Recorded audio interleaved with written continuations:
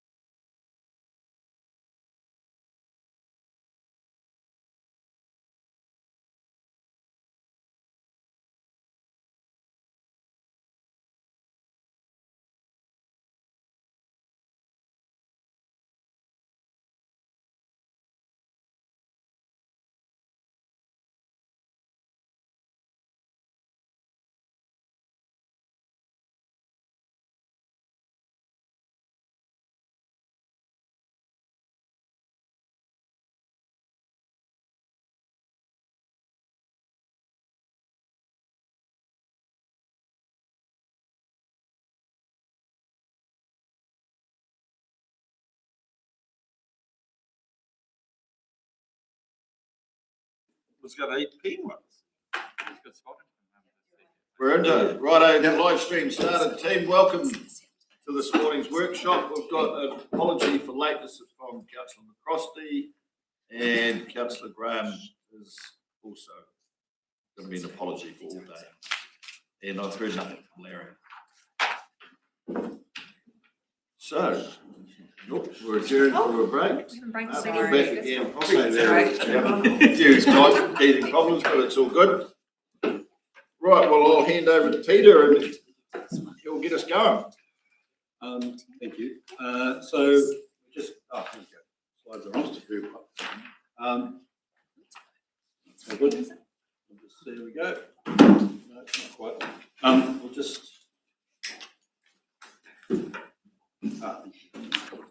And just a heads up, Jules might just have to nip out if his phone goes. So. It's on vibrate.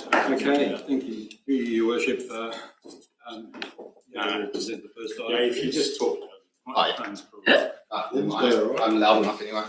Yeah, as long as you hit that with the green light. Oh, yeah. That's the main one. You can sing the national anthem. I can, but I won't. Not want me to sing anything, actually.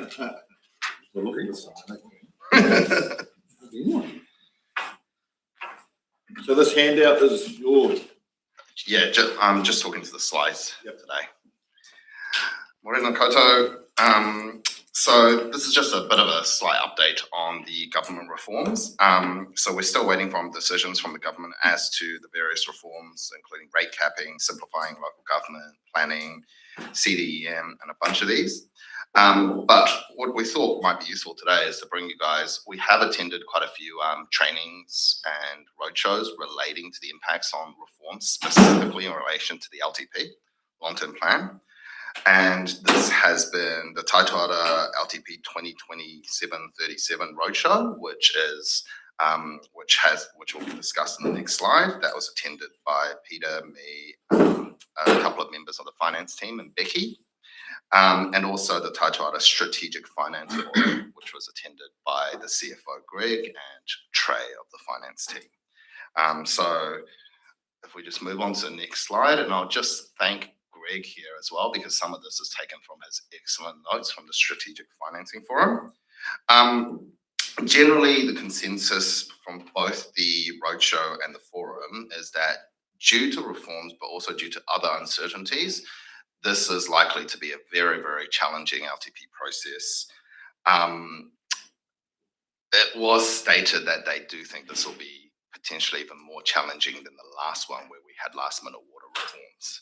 And that is partially because of just, and this was emphasized at both the roadshow and the forums, is just the impact, the significance of the impact of the rates capping cannot be understated from their perspective. And partially, quite a few of the takeaways that they really imparted upon everyone, all the attendees, is that this will necessitate some very, very difficult decisions to be made by councils across the country. There is simply not enough revenue, and there is not enough kind of investment in ageing infrastructure to operate and deliver on the level of service and the other community initiatives that were previously delivered upon. One of the things they said is that level of service becomes a really, really big issue, and it becomes something that really requires very extensive review and probably very difficult decision-making from elected members. There are going to be trade-offs. That was what they said. And they also kind of mentioned there's going to be trade-offs whether it's this government or the government changes, because this, along with the idea of core services, is something probably that's unlikely to change materially. They might graft different things along the edges, but regardless of which, funding is going to be a very difficult issue. The other thing they noted specifically, I believe at the Strategic Financing Forum, is that this creates challenges for activities outside of core services. Things like everything that you do that, no worries. So anything that's outside of the definition of core services under the System Improvement Act, things like community initiatives and community funding, these are really going to be very difficult when the cap comes in 2029, but B, if you do upon when DIA starts monitoring, which will be the first year of the LTP most likely, this is also where they're going to challenge councils. If you try to exceed the cap a lot before you get to the cap, they're really going to be looking at the definition of core services, and they're really focusing on affordability. And you'll see this on the next slide as well, what the Auditor General anticipates the audit to be focusing on. User pays was emphasized a bit, so it really shifts to a fees and charges model. It really shifts to you might have seen on in the news as well, where they've kind of noted that this shifts also pushes council towards much more focusing on market rentals on all of its properties. A lot of focus for growth councils on development levies, because this is where they're going to be able to get revenue that is not rates based. And fees and charges and user pays are not subject to rates cap. So user pays is not subject to rates cap, but every other category of rates is outside of water. So that would apply like to the building of regulatory cost recovery. Yes, and to services, right? Yeah. So when you think about kind of fees and charges, and this is not all applicable to this council, but broadly speaking around New Zealand, when you're talking about community facilities or things like kind of, I guess, community centres that are owned by councils, pools, you're really going to have to be careful about your levers around and what levers you can pull, because you're kind of between a rock and a hard place, because on the one hand, this is really pushing towards user pays to recover your costs. On the other hand, increasing it up to a certain level will mean you actually drop revenue by less usage. So there's probably a slight optimum level that you can hit, but that doesn't mean full cost recovery necessarily. There's going to be a trade-off somewhere, isn't there? Massively, yeah. And that was the emphasis on level of service, which was, look, with regards to what council can provide, particularly around the edges, level of service is where you can find savings. What that will mean is you're not potentially able to deliver the level of service that has been previously experienced by the community. Yeah, all that comes at a cost.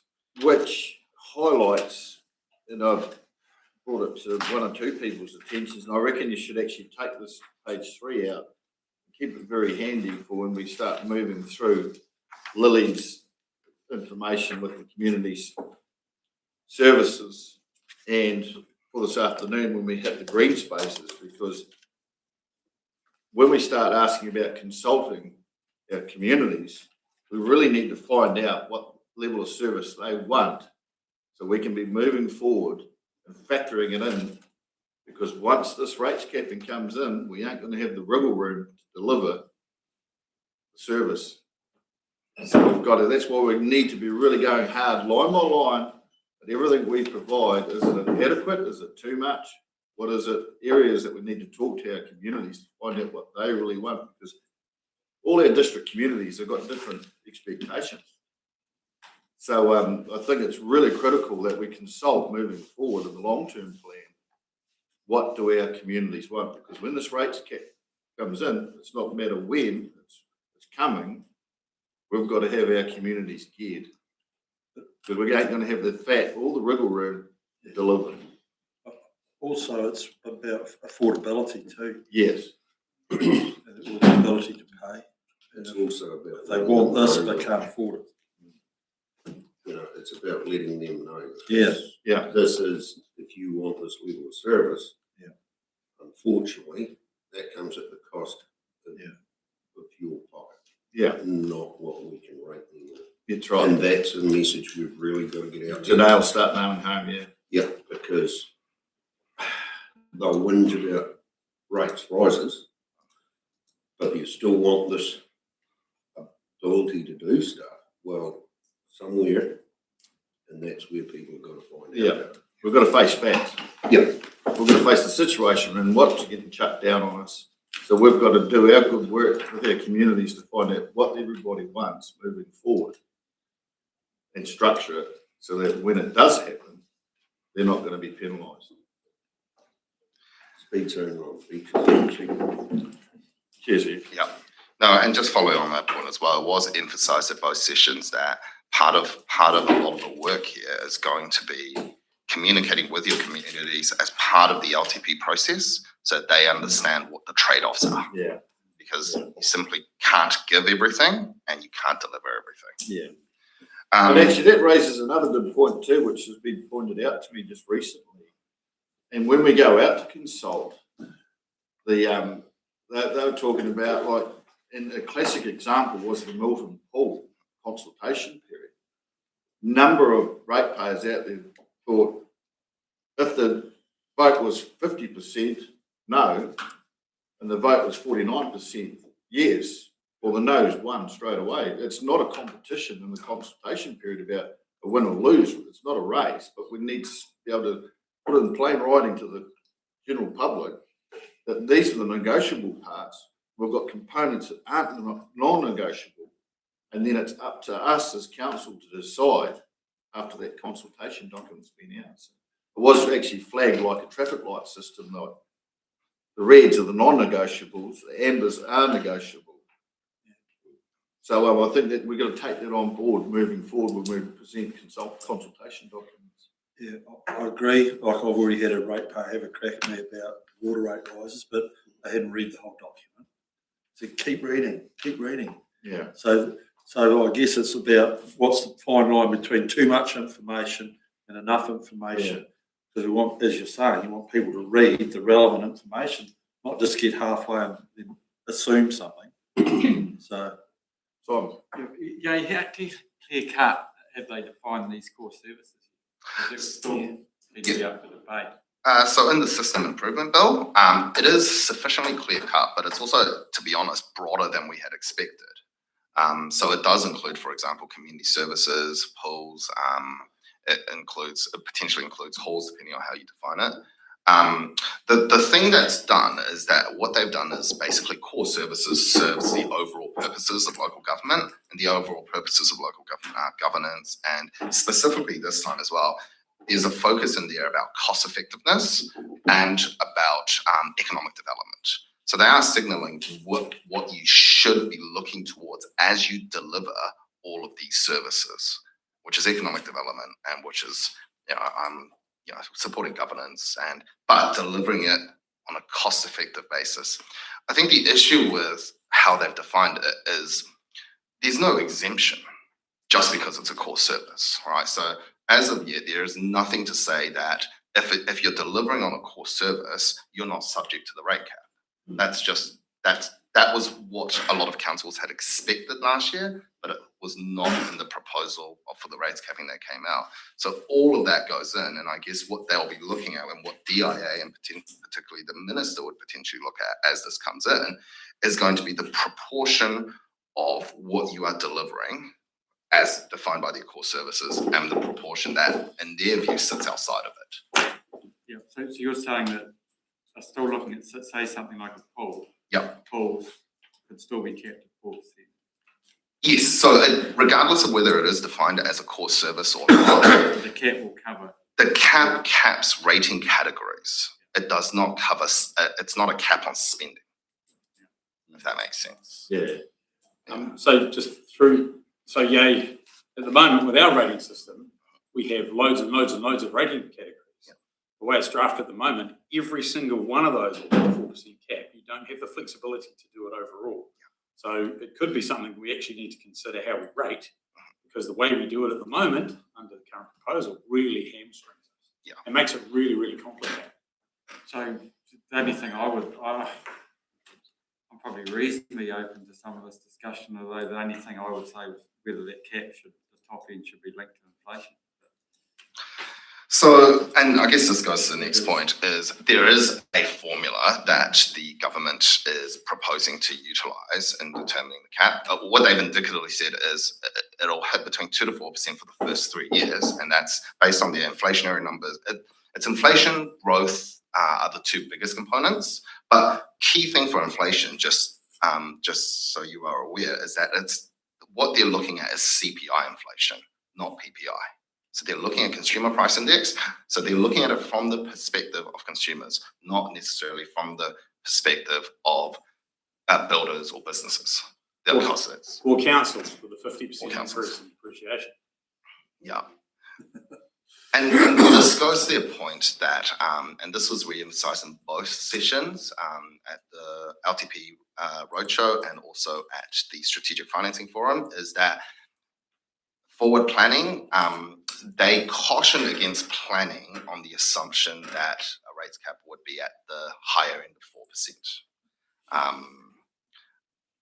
There's some concern that the data currently probably doesn't support that necessarily. Now, you get some exceptions, and they've hinted at there might be exceptions in there for growth councils, so councils that are experiencing significant economic and or population growth, but that probably won't apply to us. What about new services, Yay? Because there are provisions for exemptions. Yes, so there are provisions, or there are proposed provisions for new services, and this kind of comes to challenges the last point as well. So there are, broadly speaking, two possible exemptions that they've noted. One is emergency events. So wind events, any kind of like serious emergency events for which you can apply to, I think it's going to be Commerce Commission that administers it, but you can apply for an exemption. The other possible exemption that they've noted possible is significant underinvestment in infrastructure that causes significant issues right now. Now, in both those cases, so from the significant underinvestment in infrastructure, it is an exception space, so there's no automatic approval. So it is meant to be, you have to deliver on an actual application and show a plan of how you will return to financial sustainability and within the cap. And it's at the discretion either of the Comcom or the Minister of the local government. For emergencies, it's probably a little bit more clear cut in the sense, as you can imagine, what type of events, but in various submissions, it's noted that what we would need is actually a clear understanding of how the triggers actually hit for emergencies. Like, does it, what you don't want is an emergency to happen that necessitates a ton of spending for recovery, but then a really long application process to, somehow fund it. So I guess those are the considerations that they are weighing up, but those are the only two categories that they noted in their proposal. So in your emergency events, you've got fuel crisis, this pandemic, and that sort of situation as well. So the fuel crisis I had in there, because this is actually a debate that's come up over the last 2 weeks, which is, as this becomes topical, how would a rates cap deal with something like fuel crisis right now? Because the increase in fuel prices has been, diesel prices, I think, over 130% odd over the last 30 days. Now, that has a material impact upon the delivery of all the services that we potentially have committed to, and contractors that have potentially like material adverse change clauses in their contracts may well be able to kind of either pull out of those contracts or increase your costs substantially. And then the question is, would that actually count as an emergency event? Or is an emergency event going to be tied to when a state of emergency or local state of emergency is actually declared? In the end, a lot of this is probably going to be at the discretion of whoever the economic regulator and the Minister of Local Government is. But the entire local government across New Zealand have asked for more clarity on this, because there are certain things that local government simply cannot control.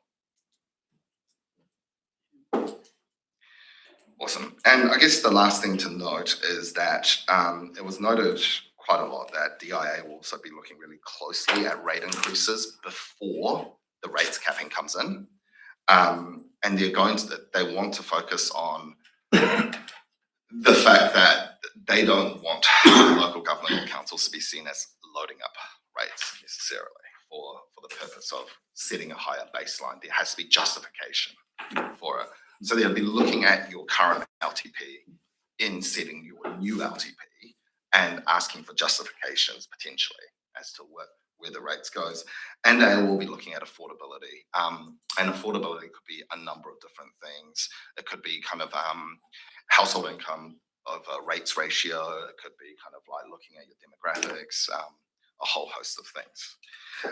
But what was really emphasized is the key imperative for everyone in local government and for elected members for the next LTP is going to be cost effectiveness in your delivery of services. If they look real hard at everyone's LTPs, they'll see the story there. It's going to be investment in infrastructure. Yeah. And where's their contribution? So they might be a bit horrified when they have a good old poke. Yeah, and what has been raised by local government across New Zealand, and one of the things that is unable to be covered when we're talking about things like level of service stuff, is all of the costs that councils have to meet that we have no choice, right? So things like animal control under legislation, things like having to implement civil defence, the new civil defence bill, having to implement the new planning regime, all of those costs are costs that we can't abrogate. We have to pay for somehow. And those are even outside of your level of service and your core investments. So the last slide, this is actually taken from the Auditor General slide at the LTP Roadshow. This kind of just shows you at this stage of the LTP, what they think they will likely focus on when they're auditing the LTP. And first and foremost, it's how you have accommodated and how your assumptions have accommodated for local government reform and how the changes are reflected in your LTP assumptions. And this will carry through with core services, carry through with LTP assumptions relating to the rates cap, carry through with how you are projecting to actually get to financial sustainability, and potentially, depending on legislation that's introduced, also how you are going to potentially accommodate for simplifying local government, whether it's a combined territorial board or whether it's the regional reorganisation plan, and how that's accommodated in your LTP. The second one, financial sustainability, hammered over and over again. That is going to be one of the key aspects of what they're looking at. It has to be defensible. Critical assets, capital expenditure, performance networks, and climate change. So you can kind of see what the, let's say, core focus of the LTP they're expecting from councils.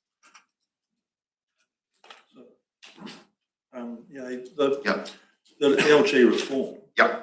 What assumptions lead to? Yes. So, is there any guidance from that? What are they thinking? What are they signalling? The Auditor General noted that they were in a similar situation to councils in the sense that they don't have any advanced knowledge on the thinking that is sitting with government and as they are evaluating the feedback or the actual final design. They don't know any earlier than we would know. What I can say is by June this year, it is expected that the majority of legislation would at least be tabled so that we would be able to see the legislation before the actual election, the general election this year. No, it doesn't appear that any of them, except for the system improvement bill, are likely to pass before the general election. But they did note that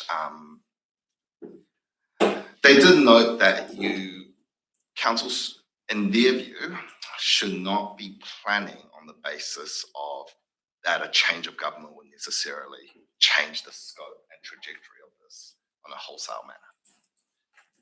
Even though it usually does. Even though it usually does, but yeah.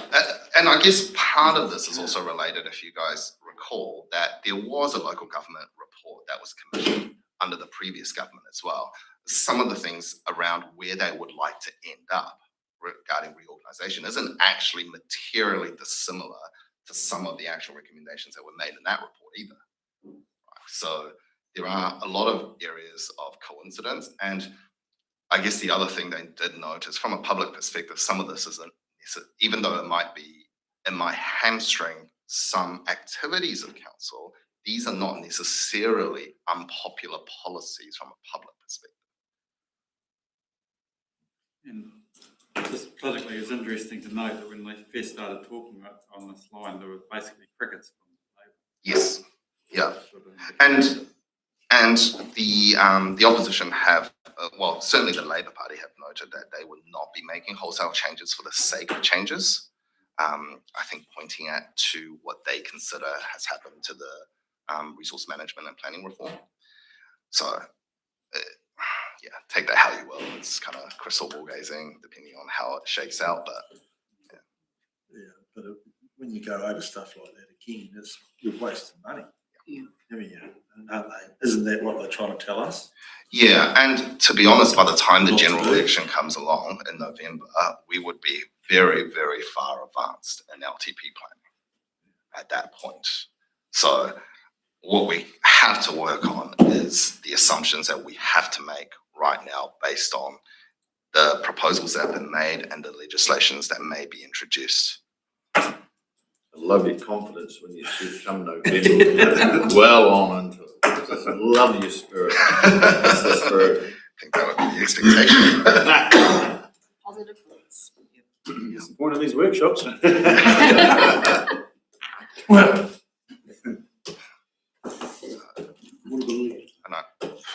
Is that all right? Or is there any other questions? Any questions? Any more questions? Any more questions? No, to me, it just comes down to the affordability to pay. So there has to be reform. Yeah. It's that simple. Yeah. But we're not. What does it look like is the question, isn't it?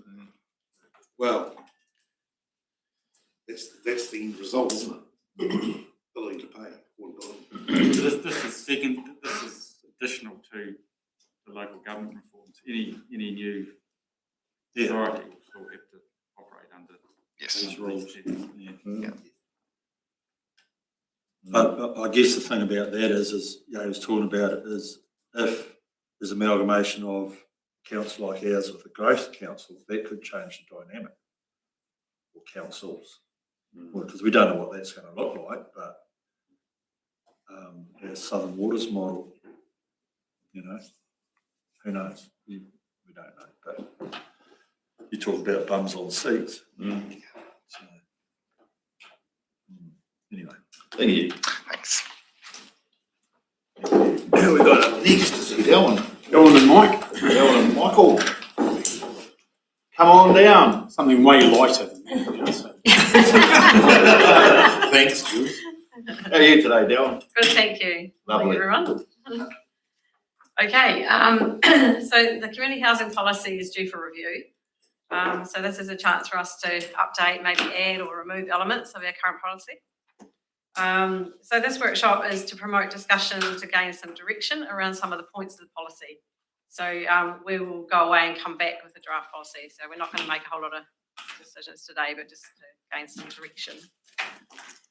Okay, so we've just got some slides to go through to guide you through this. So we'll be looking at direction of future ownership, levels of service, changes to eligibility criteria, including asset and income testing, and then lastly, direction on priority-based criteria around age and urgency. And I'll get you up off your seats to do some voting later on. So just some context, next slide, yeah. So we've got 98 housing units in 8 towns in our district that provide affordable housing to elderly and vulnerable. Right, so let's get to it. So the future ownership first. Just a question before we go too far, Dylan. Have we done any research on the age of our population and what it's looking like moving forward? Yep. Stats? Yeah, there has been. We did that last time. There was, I haven't got that with me. Yeah, Because that would help provide a bit of direction too with some of these decisions. I feel like what we know what it's looking like now, but what's it going to look like in 5 years' time? Because that could be quite an influence on some of these questions. Through you, Your Worship, we're at the point of commissioning some work which we do every 3 years for the LTP that profiles the district in terms of its growth projections, and within that, the sort of granularity that will determine the age mix and a number of other parameters. Because those demographics will actually help us form decisions. Correct. Yeah. We have a slightly older population than the rest of the country. Yeah. We have a bit of a gap in the sort of, and it won't be a surprise to anyone, and sort of like the 20 to 35-year-old band, give or take. We're lower than the rest of the country in that band, but higher at the top end, higher proportion of elderly people. Yeah, through Your Worship, that work will be coming to council for its workshop on the 28th of May. 28 May. Yep. Sure, we had something in the last Workshop we had Yeah. detail.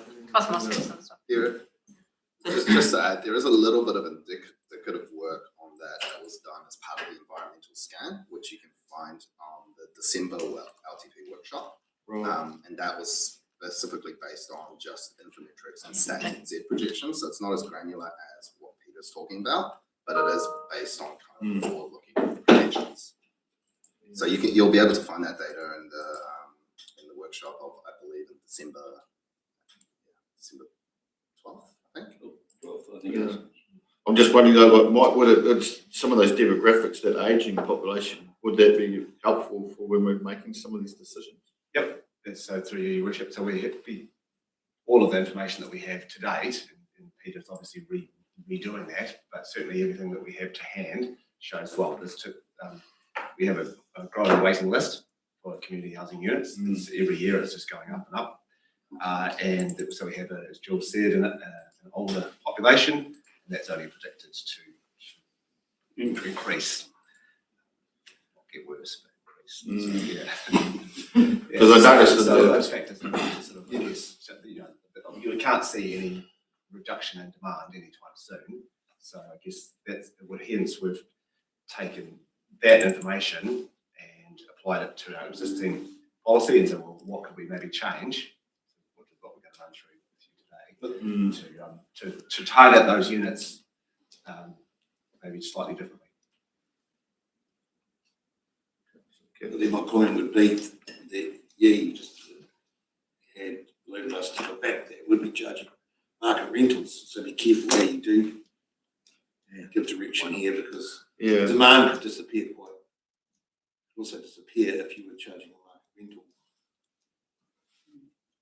So if you, that's what I'm taking. I mean, it's all about affordability, isn't it? Yeah. High demand, because we've got the current situation of our community housing as it's probably the most affordable rental property you can get your hands on. Yeah. So that's why we've got a high demand. The direction from reforms is to produce a market rental. You'd have a difference. So, I think it's Michelle first, then we'll go back to you. So going right back to the start, did we end up with the community housing because no one else would build it? Yeah. Has it always been ownership in council, or do other councils all do this too, Jules, or is it just because no one would build anything? Through you, Your Worship, my understanding was the government put significant subsidies in, and to get those subsidies, it had to be done with council. So that was where it started. But and Housing New Zealand, like 15, 20 years ago, also had funding, but we looked at it and we didn't qualify. Yeah. There wasn't the same need. There's also government housing, but they've actually been retreating from our communities. So we sort of almost, not quite, but one of the, and it's not, as those things disappear. And it's not something viable that the private enterprises would pick up and do some housing units. Well, there are smaller housing units around the district that are owned privately as well. So I wouldn't say it's not economic privately just because of the rentals that people are getting now. Yeah. But some of the people in our units would probably struggle to pay those market rentals at hundreds of dollars a unit per week. Which is what Councillor Kathy wants to talk about. Yeah, I just clarify a couple of things, just to support what Mike said before, just looking at the data on Infometrics to give you guys an idea. For 65 years and older population as of 30th of June 2025, the broader New Zealand percentage was 16.9%, Clutha District 20.2%. To go to what Councillor Cathwood was saying, in terms of the market rentals, so this is a kind of an offshoot of basically user pays ideology. It's not necessarily that you have to. However, the Ministry of Housing and Urban Development, it's their prediction that basically what rates cap will likely lead to market rentals for all council properties. So we're not just talking about community housing, and they specifically flag community housing as an issue. And then just finally to Jules' point around government pulling back from social housing, as part of that, the government did initiate a lending regime with, I'm trying to remember, the banks basically that were offering preferential rates and guarantees for any private kind of trusts, housing trusts that were willing to take on CHPs, and that's been uptaken. But again, that's been mainly uptaken in the main regional centres. But there are, like, I think they're called just CHPs, community housing providers, private community housing providers, that have access fairly cheap capital, guaranteed by the government to the banks to get that cheap capital so that they're able to kind of deliver on community and social housing. Just a bit of context on that. Roger. So, Your Worship, with all that in mind, would it be a viable option to ring fence these in a CCA? Because then you become a provider, then it opens you up to funding from central government. I don't think we would qualify as a CCI. I think it's got to be moved out externally. There was a bit of work done a couple of years ago on that, which we thought was potentially quite promising, but Kelly Gay did the work, didn't he? And basically, he was quite keen on the idea, but went away and did some research and came back and said, no, that's not going to work. Rules do change. Yeah, but you know, the current system works quite well. Like the policy, the existing policy is that it's run on a cost recovery basis. Yes. And that we do that. Pretty much. Yeah. So, but you know, that's up. If you want to change that direction, you can. But This was not talking about the policy either, like Dylan's got a few questions there for us. What does it look like moving forward? And do we need to build more? Or do we need less or whatever? But then we're going to look at the picture of the age of the population. We're going to have to build more. Well, the area of what's to go on them as well. Yeah, so that, I just thought it'd be a good conversation before you dug into the nuts and bolts. Yeah, of sure. it. Go on. Sorry to interrupt you. Hi, you're good. Very important person. Right, so the first couple of points out of the policy is 1.2. So do we still want to provide for this item in the policy? So council will consider approaches from community organisations or similar concerning the future ownership and or management of council-owned community housing units. So do we want to still keep this in our policy? You want to answer that now? What's the realistic chances of that happening? I mean, it's unlikely. No. Community. Yeah, and you've stated in that, in your brief there, that it's been investigated and gone nowhere. So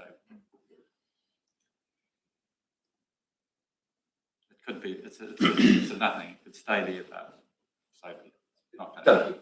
doesn't hurt to have it there, but yeah, if we don't really like, we're trying to streamline this policy, and if we're not really thinking about that, then I did think though that if you're a community housing provider, the rental is set at 25% of their income, which is not available to councils. I know this was a big issue in Wellington, where it was, why isn't council operated units getting the same benefit? And the government just said, we're not doing it. So I don't know whether Kelly looked into that, because that would at least fix the rest of the rental cost of that is subsidised by the government. That was my point. Yeah.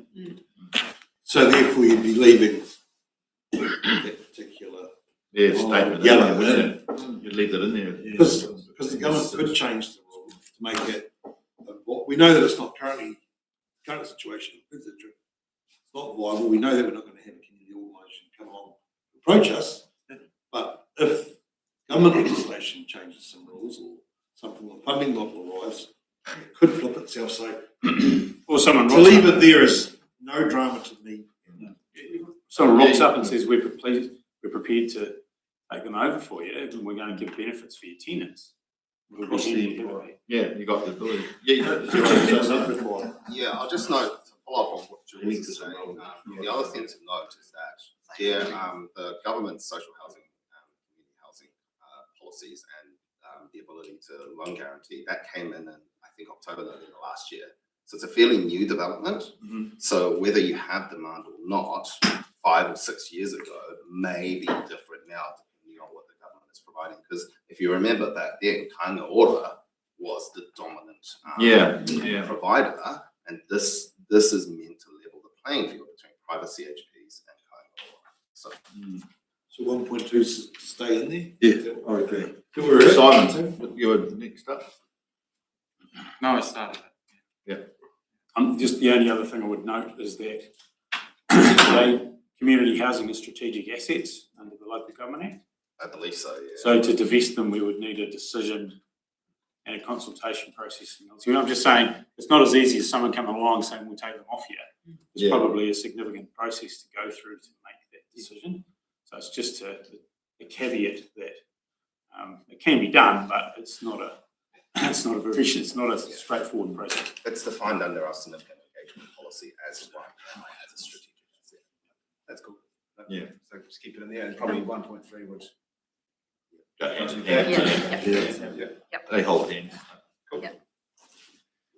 Okay, so the next one.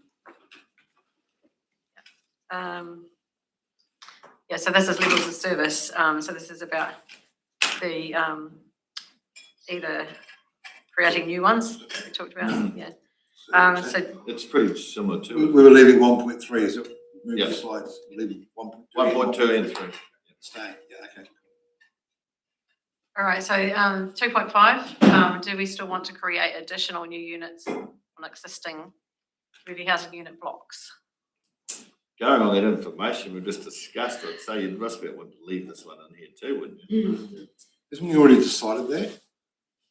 I thought You're we coming did. back to us with what the actual cost would look like, at a cost to come. Because we've got Already areas. That was a where couple we of 3 need workshops ago, wasn't it? Yeah. So that's part of the LTP work that we're doing for the, Yeah. the AMPs and stuff, but this is really about the policy. Oh, Yeah, we're focusing on the policy here.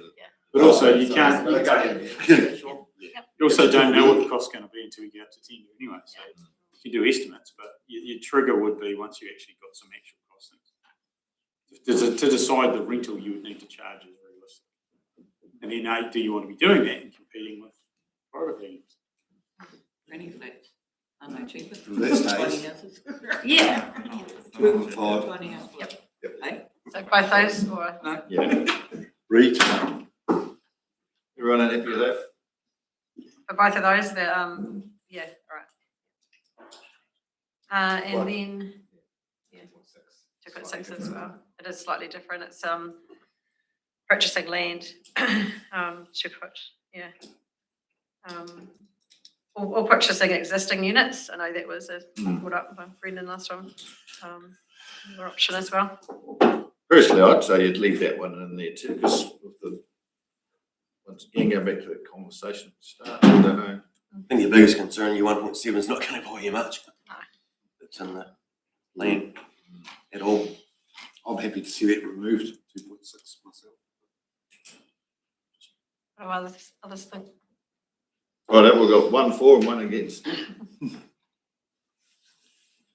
We go for the vote.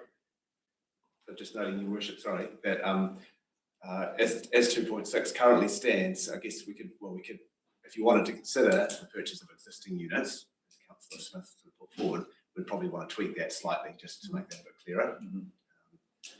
That's the way to go. Yeah, it's, again, it's a bit like the previous one, it's reasonably harmless if it stays there, because it's going to be as a deal comes up, we'll either go, it's viable or it's not. We might put a block at Stirling. But I suppose the key is the word rates neutral activity, isn't it? Yeah. Yeah. So you're doing no harm. No. Yeah. Yeah, whatever. So Get the direction? And, Yep. and a slight tweak to Yes. make it clearer around the purchase of existing. And then this one, 5.6. So all of our units, all 98 are single bedroom. So do you want to allow for families to have multiple rooms if you did build them? Where we got to 5.6. Yeah. They're single units, but some have 2 people in them though, don't they? They do, but they're still 1 bedroom. Yeah. So through you, Your Worship, just to explain this, we have jumped ahead a bit in terms of the number. Oh, right, yeah, I just. Yeah. It is a long way further down in the current policy, but not quite sure why it's there. It probably is more suited to the previous slide, so we're probably. Ah, right. So we brought it up here because it's related. Related to 2.2.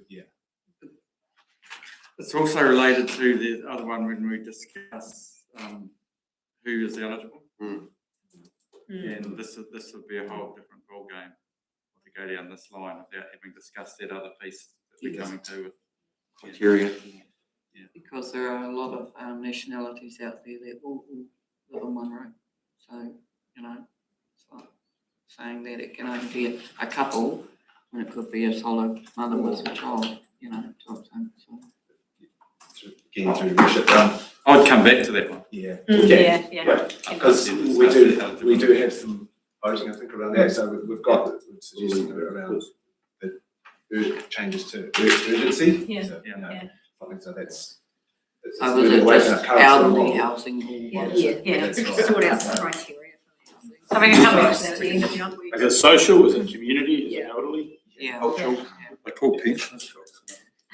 No, community No, housing usually. they're called They were, they were originally. Good work to that. That was when you were younger, Roger, which was a very long time. Excuse me. Really an old people, really an old people too, not fill them up with other people. Yeah, that's true. Right, so where do we land? We'll come back to that. Go on, tell us. We'll come back to it at the end. Right. Okay. Right, so we're going to carry on to eligibility criteria. 6.3. So we're thinking of adding some extra things in here possibly, if you agree. So things like must be a New Zealand citizen or resident. We already do a credit check. And then, of course, we're looking at an assessment of assets and income. I think it's important to note that probably 12, 15 years ago, we were sitting here talking about getting rid of some of our units because they're only half full. And now there's a big waiting list, so it's just a completely different ballgame. But the price of them's driving that. Yeah. Compared to the 100%. commercial. There's rental retirees rates. and as for this, because it's cheap. Yeah. Yeah. And there's also people living in some of ours that own 3 houses. Because it's cheap. And It's we're, cheap. Seriously? Seriously. Seriously. It's also We've got people also- living in some of ours that have got like 3 and 4 cars parked outside, As Yeah. well. using up the car park. People also sell their own home and then move into Yes, as well. So, yeah, so this is quite an important. yeah, so you change. Yeah, we'll talk about it a bit more on the next slide. Okay, yeah, so we get the next slide, but I guess this here is really just, again, we brought this forward because I think it's probably the way to approach it for staff as well, is to say, well, are people eligible? Yes, no. And then if yes, then there's a priority-based system. So again, the policy is a little bit around the wrong way at the moment. Yeah, right. About need, isn't it? So we're suggesting that if you want to have an assessment of assets and income, that would fall into the eligibility side of things. So you either pass that test or you don't. And if you come out the other side that you're eligible, then you go on to prioritise. Then you go on to the next level. Right. So this is just, I guess, the general slide around, I guess, doing that and just slightly rewording that part of the policy. But then the key to that is to keep it full. Yeah. And then it The comes. priority is to make it, to keep cost neutral, as affordable as possible. You want to be running as high occupancy rate as possible across the thing. So you've got to be careful when it all comes out in the wash of what is the actual cost neutral market rent. So You could find you may be struggling in areas and you're actually putting away some of that. Could be a tenant, you know what I mean? We can be careful. That must be New Zealand citizen or resident. It's, Yeah, but that's so if there's for some reason doesn't often happen, refugees or something in the district, that would discount that, wouldn't it? well, I guess what we're saying is that they need to have the ability to live in New Zealand because there's a lot of work to get them set up. And if they're not necessarily going to be here for Because Yeah. not so much in our. not temporary but other work areas visas. that- Yeah, okay. Yeah. Through you, Worship, so could I just clarify what you mean, resident or permanent resident? permanent residents. Related to our leaders. The ability to reside in New Zealand. Your worship, for me, that's simple, isn't it? Like Councillor McIntyre talks about refugees, and that's a valid point, but there's different central government stuff for that. Yeah, I'm just saying it. Yeah. So they normally go somewhere, don't they? They go to Brexit. Lawrence. Or Waka. So you're suggesting, Peter, like must be a New Zealand citizen or permanent resident, not just resident? A resident. Well, is I'm a asking the resident. question, Mike is indicating that, Your Worship, that the intent is permanent resident, which is a different class than just a resident visa for a period of time. Correct. So do you think we should tweak that one? Yep. So, yeah. A credit check, well, that's just a no-brainer. We just do that anyway. Yes. Yeah. An assessment of assets and income, We're gonna talk about that. yeah, at 2.6.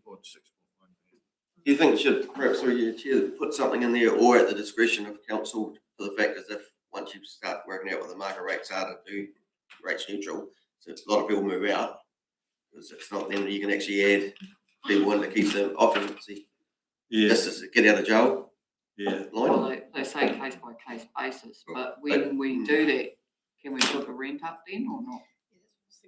Why are we talking about market rental? No, we're just saying that people are going in there because it's cheap. There's a lot of people on that wait list or only one in there because there's a That's price all of they've people got. pay. Yeah, but we're gonna, That's on the next I slide. do agree there needs to be a backstop, so they stay full, but maybe we talk about the eligibility first and then that will be a second tier. Just so you can add it, yeah, too. Make sure we don't have any-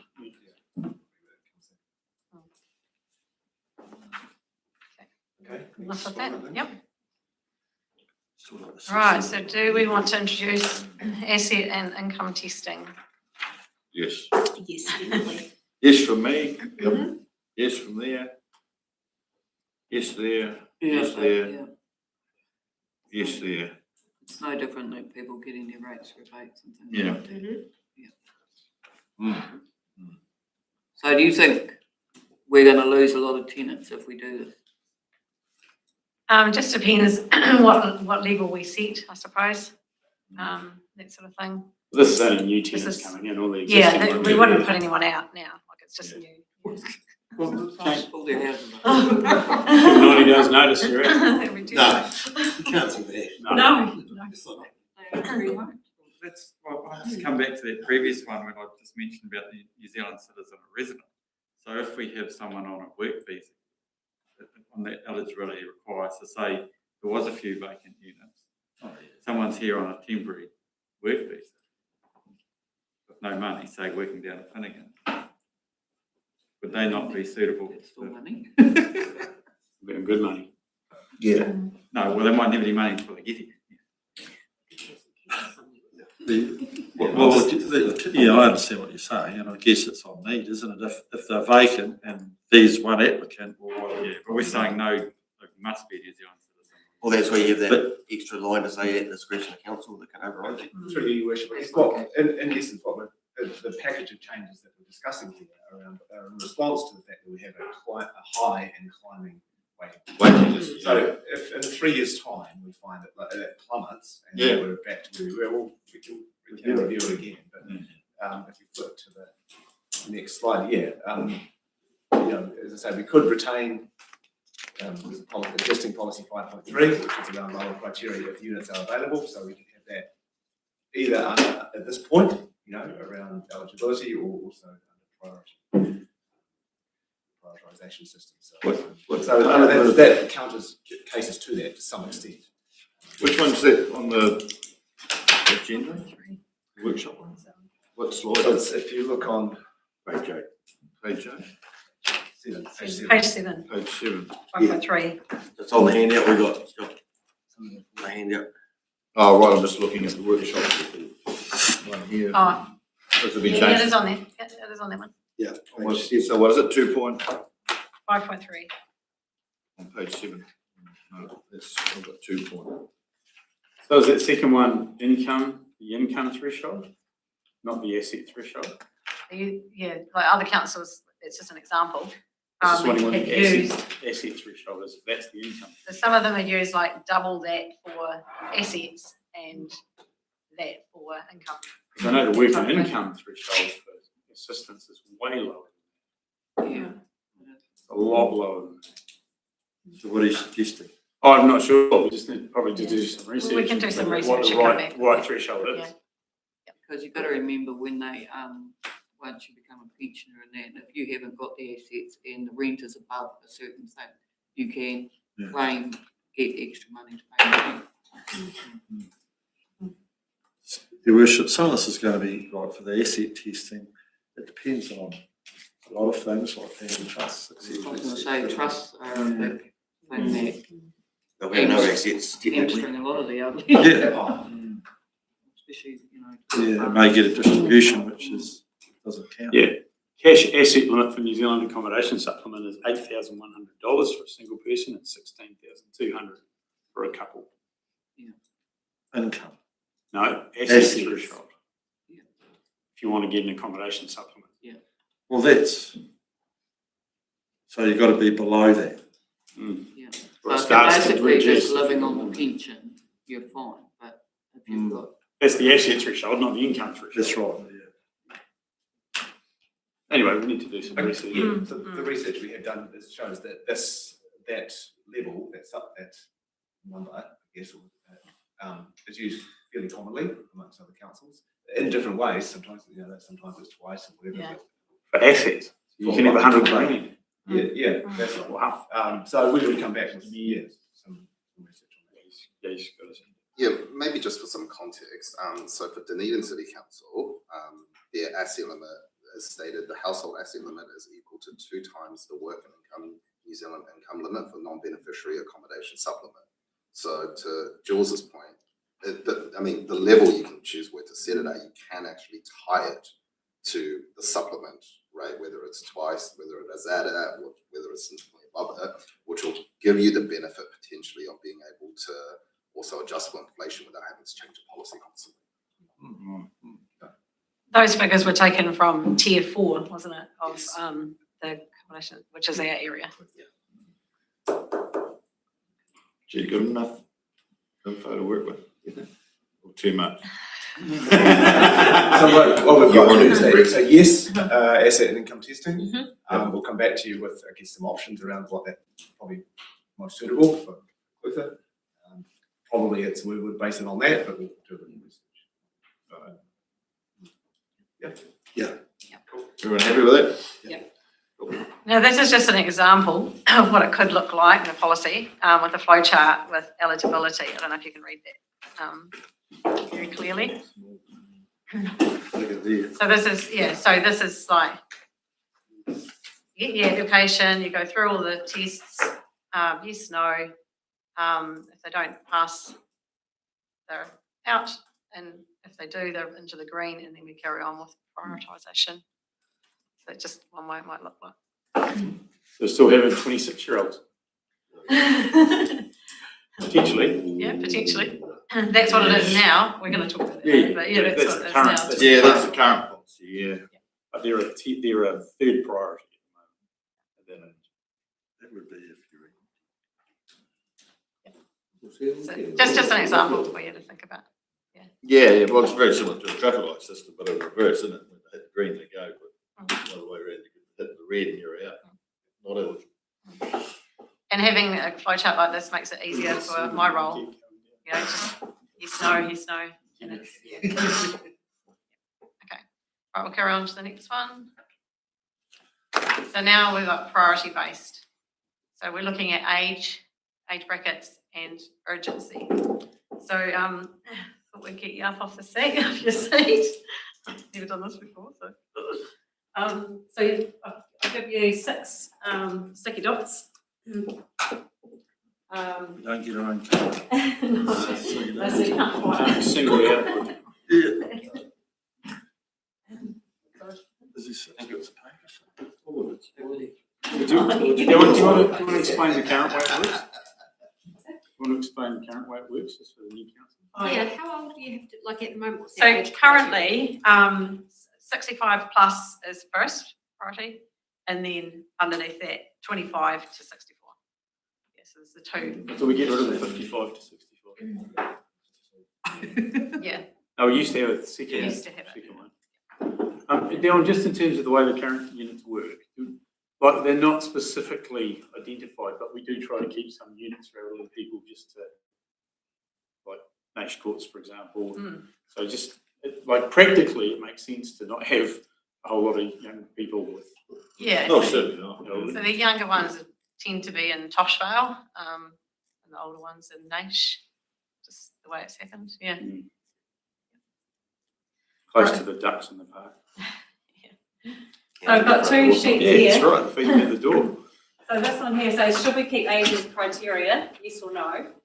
So put sticky dots on. So you've got 6 for the whole thing. So if you want to put more emphasis on one than the other, you can. where you've got 6. Yeah. Okay, so yeah, yes or no? If yes, then what age brackets? So I have got a pen here. So 65 plus is what it is now, and then 25 to 64.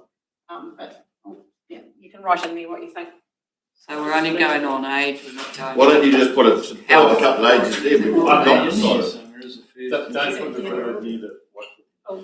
Well, there's a big opening here. Yeah, good idea. And then this one is, should we add urgency criteria? So I've put a definition of urgency. So when an applicant is homeless or at risk of losing their current accommodation, or when an applicant's safety is at risk in their current accommodation. So that's just a definition possibly of urgency. Just before you do this, I might just pop to the next slide of what this could look like, just to give you an idea. So if over 65 plus is your emphasis, then it goes yes, and then does the applicant have an urgent need for housing? So the age is before the urgency, and then they were going to wait list group 1. So this one here is showing that age is over. So if it was a no, then you'd be in group 2. But if you were below that age, then urgency is 3 and 4. So you could have it that the priority, if you wanted it to be urgent, this could be group 1, this could be group 2. Is You know your what I mean? age too low now? Yeah. Because how many of you know a 65-year-old that retires?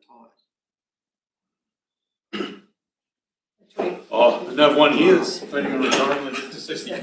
Well, you got too much money. She's a bit heavy for the water.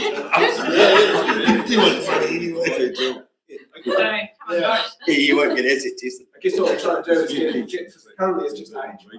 Yeah, right.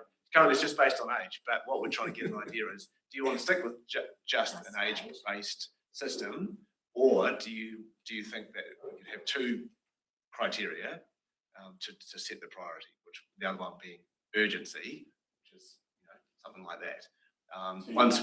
So just trying to capture that, and then based on that we can have another discussion really. Could I just ask to add to the conversation? What are your experiences been? Have you just made this up, or are you speaking from experience? Why do we want to categorise it now? Well, Tell us the story. What's the journey? The why? Where's the why? Well, say I had someone on the wait list that's living in a car, for instance, homeless. Do I take someone that's been on the list longer, that's over 65, that doesn't have an urgent need, isn't living in a car? Yeah, but why are they living in the car though? Correct. When they can go and get emergency housing benefit to be into a rental. So to me, there's lots of different. There's lots. Yeah. Yeah. There is an issue in They both choose. groups. Sometimes they choose to live in a car. So currently going, you've got this high demand, and you've got 10 people on a particular wait list. 50. So. 50, Some right? of them in there 12 So months. the next Yeah. vacancy, does that go to the person that's been waiting? Do you just grade it as the next person in line? Yeah, we sort of go Longest back. waiter gets Yeah. the next. Yeah, I do look at that first, yeah. So I've already. Is that categorised automatic them when they go into in? 1, 2, 3 or 4, whichever category they fall into. And then, so say I've got a vacancy, I'll look at the oldest ones first, so 65, and look through those ones, and most times go to the one that's been on the waiting list the longest.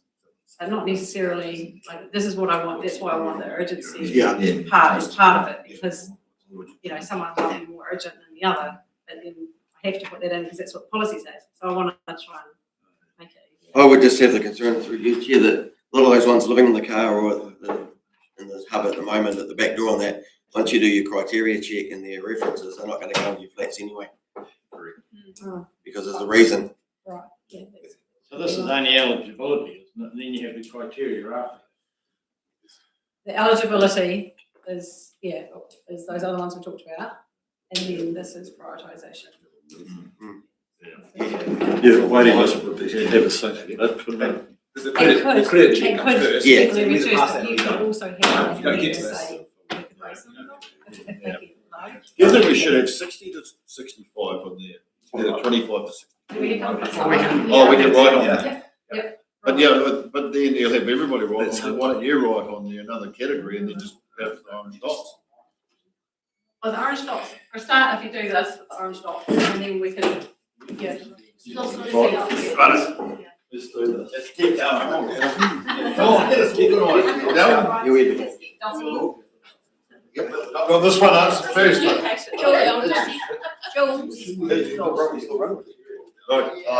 There's a plumbing guy. Oh, very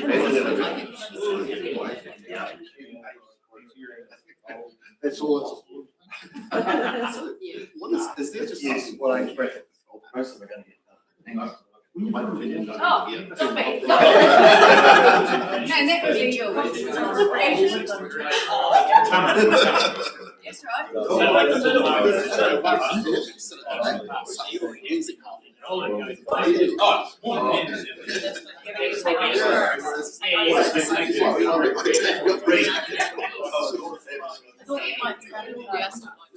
yeah. I just want to leave.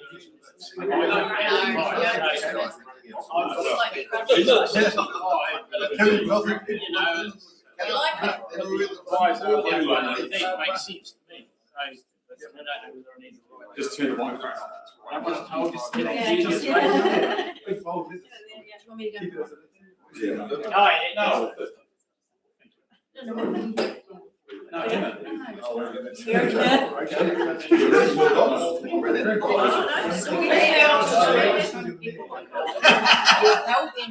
How much for a dot?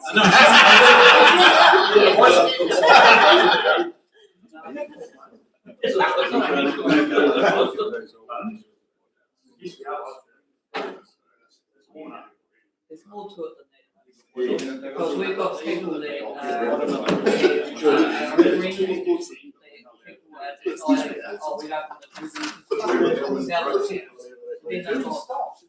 They've either got to leave the area totally, or the next option.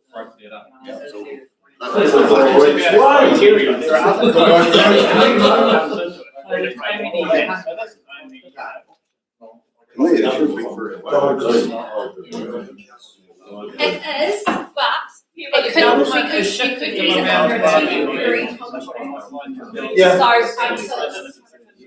if we've got the space, you can do it tomorrow. Well, that's a good point. Yeah.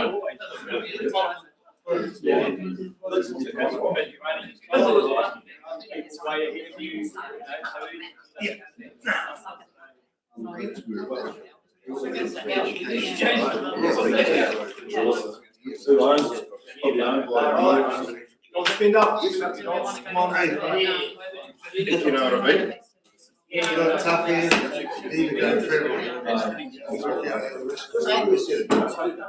Yeah, well, we've got trouble.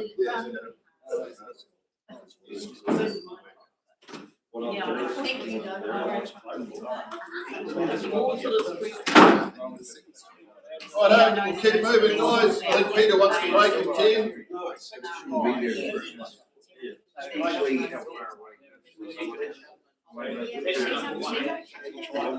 Well, guys, get the doctor.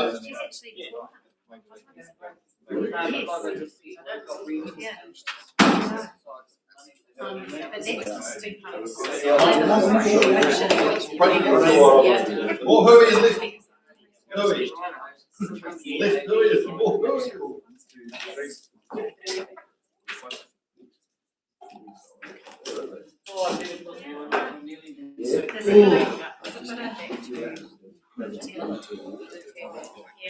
So any other, we've got the next one's any other discussion on this topic we're working on?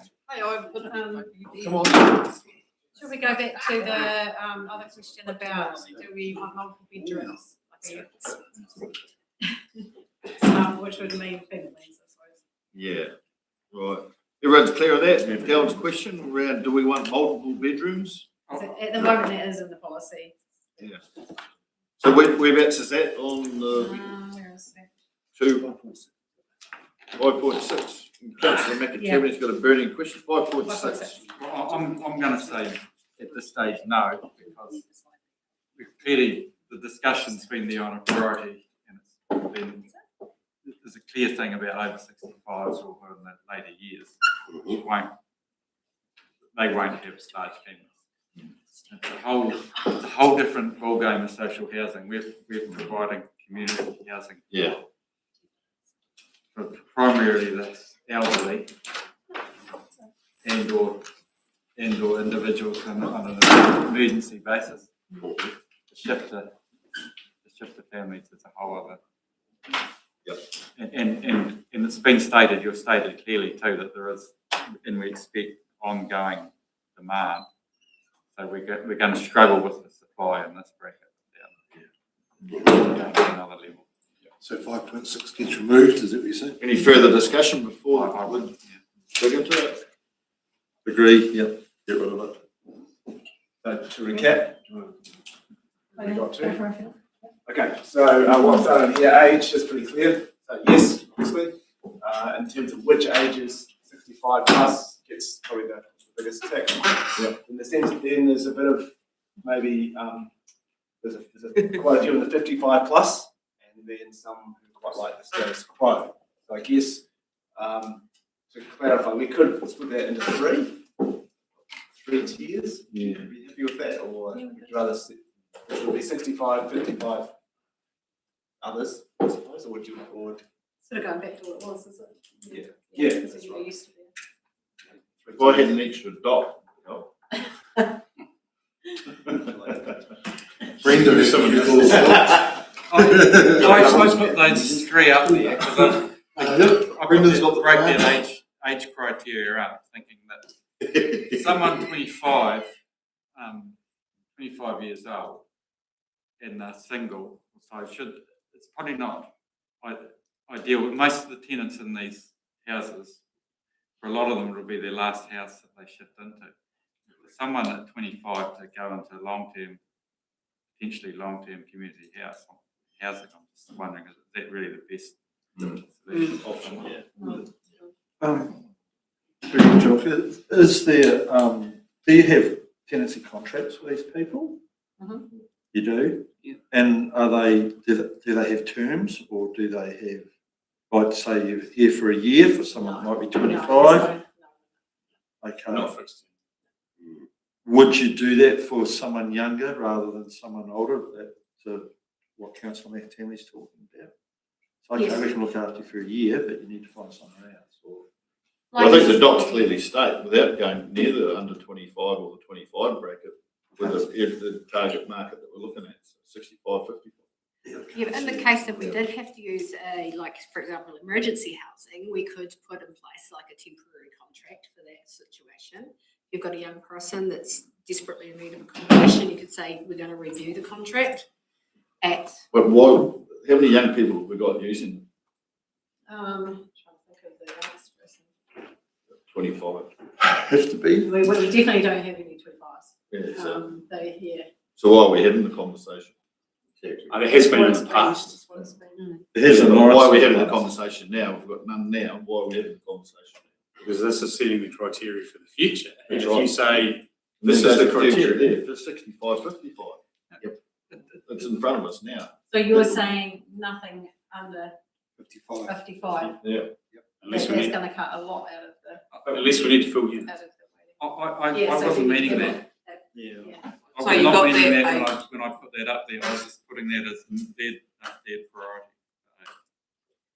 So So someone over yes. 25 could still go in there, but as Down. But they'll be way down the list, and if we've got a big list. it's gonna be But you multiple just heard Darwin say then that if we did that would chop half the waiting list. So it sort of makes me wonder, why are these people on the waiting list? Yeah, why are they on the waiting Yeah. list? Cheap. Yeah. Is that all it is? So that's Is what That's what it yeah. is. 100%. Yeah, so It's half the market value. Yeah. So I there's, would say that there's the my answer. mum's in a little flat interest twice, probably. It's a beer. I think that's given us what we've got. to recap, so that 65 plus is priority one. Yeah. Yeah. 55 plus is priority 2. Category 2. Category 2, well, the next tier down. Yeah. But we would keep, just to confirm, that the existing policy. Well, you don't need to which is- because you've got them, they're gonna come across into this other category. Correct. So you only need the 2, Mike, because they'll come into this next, should we, for emergency, yeah. Well, yeah, that's another okay, all right, okay. So That agent- makes it that's more fine. easier. Yeah, it does. That's if people agree to Okay. it.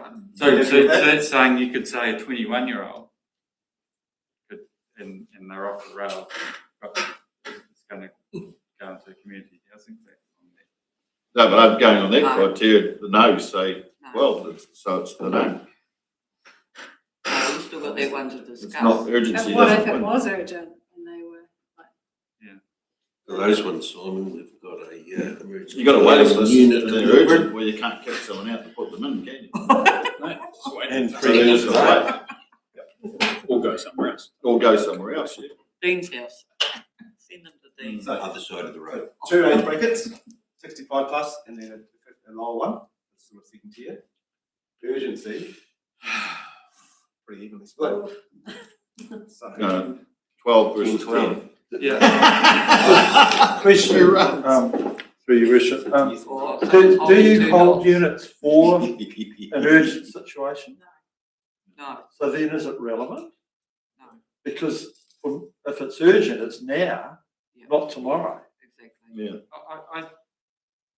Yeah, but it's part of the criteria, so it just moves someone to the top of the list. yeah, it's not a. So people do end up in circumstances where last week things were fine, maybe next week or 2 weeks' time, there's all sorts of things that they find themselves in an urgent need, so what you're just gonna say, urgency doesn't count.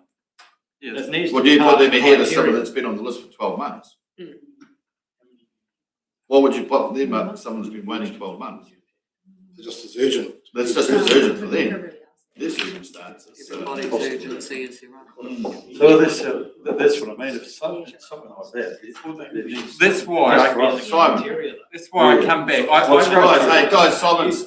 Yeah. Rog, All that does is go- Larry, Simon's trying to say something. Yeah, I'll just come back again to my point. I wrote the 3 age brackets up for 3 priorities and not to exclude people below 55. It's to tier the priorities.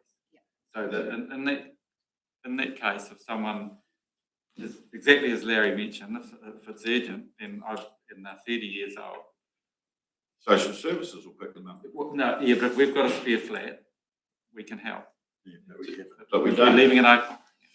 So then we've got another thing to think about is, like I said, Ian from Freedom Camping In Raw. in Royal. Yeah, so he finds people that are, need have an urgent need, and he puts them in sedentary lodge or something like that. So there is that kind of thing.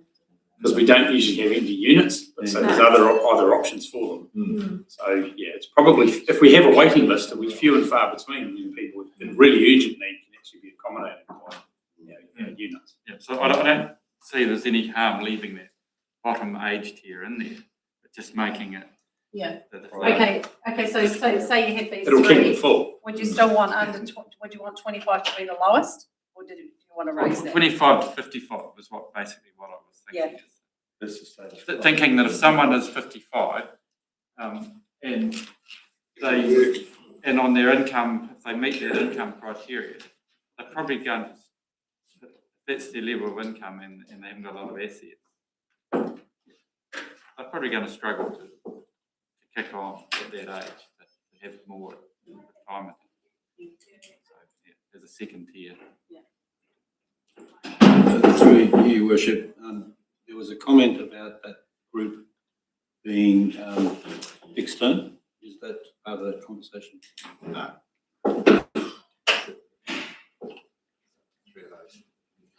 Right, come on. Try and get this thing back on. Okay, right, so what, just to paraphrase all of that, if we had those three age brackets, so age is definitely yes. So with 3 age brackets and probably not go down this road. In some ways that third tier gives you some ability to makes it easier to deal. Yeah. Okay. Good. The idea of the process was for Darwin's sake and her role categorised. Yeah. Okay. But then we had one more too to talk about too. No, No? we're not doing that one. Oh. And we're going to get rid of the 5.6. Yeah, it was 5.6. Yeah, Happy with that? Oh, John? Thank you, councillor. That was all. So was there any other, anything else that you want to change in the policy? Hey, I just have a question. So, I mean, most tenancy agreements have a time limit, or they're renewed every year or whatever. So why do we not have a thing in there that they, they have to be renewed each year, or how it works under the tenancy agreement? No. Lots of tenancy agreements don't have an end clause. You can give a certain notice period for termination, and now 90-day terminations back in. We don't tend to do it very often, but we do have the opportunity of giving someone 90 days notice without cause, but usually they'll be moaning and saying, why are you doing that? But that is an option too. So there's not it can be terminated for a reason. I guess one of the advantages that you might think about regarding fixed term tenancies would be the ability to reassess tenancies every 2 or 5 years, however that's fixed, particularly regarding the ability to live independently, which Darwin has struggled with. And that's to do with basically, if you have people of a certain age there, one of our criteria, as I understand it right now, is that they have to be able to live independently because these houses are not staffed or supported. At the moment, you can't really reassess that in the middle of a tenancy because it's not a fixed term tenancy. That would be the ability, that would be potentially an ability for you to look at reassessing it. Why couldn't you reassess it, and then if you decide that they don't meet the criteria, you give them 90 days notice? Because at the moment we don't have anything set to do that. So that's the other option. We could, in the policy, say we are making a reassessment every year. So annually you have to provide, or every couple of years you provide a certificate showing, declaring that you are still within the income and eligibility threshold and that you can live independently. The other option to do that is fixed term tenancies that you could roll over, but that also gives you a 2 to 5 year period where you can relook at it. That's a hard one, guys, because hang on a minute. There are a lot of people out there that are living independently because of what government have put in with having people go in and do home care. Now, I know I've done home care for people myself, and they have been living in our council flats. So what you call independent living is it can be different to how other people determine it. Okay, so yeah. So at the moment, we get a doctor's certificate to say they can live independently. When they go in. When they go in. Yeah, but But I say mean, in a lot 5 of these years' time, ones that they're have been not. in there a long time, we have, they get assessed through their medical And they get care. and they get care goes in, so, yeah. That's true. And then we're getting lots. That would be really stressful if they think, oh, I'm independent now, and then they won't go and they won't accept the help. So then we have the other issue where they start falling off the cliff. Okay? So, yeah, I don't know. How often do you have to work with someone who's not able to live there anymore in one of our units? How often? There is a couple that I can think of.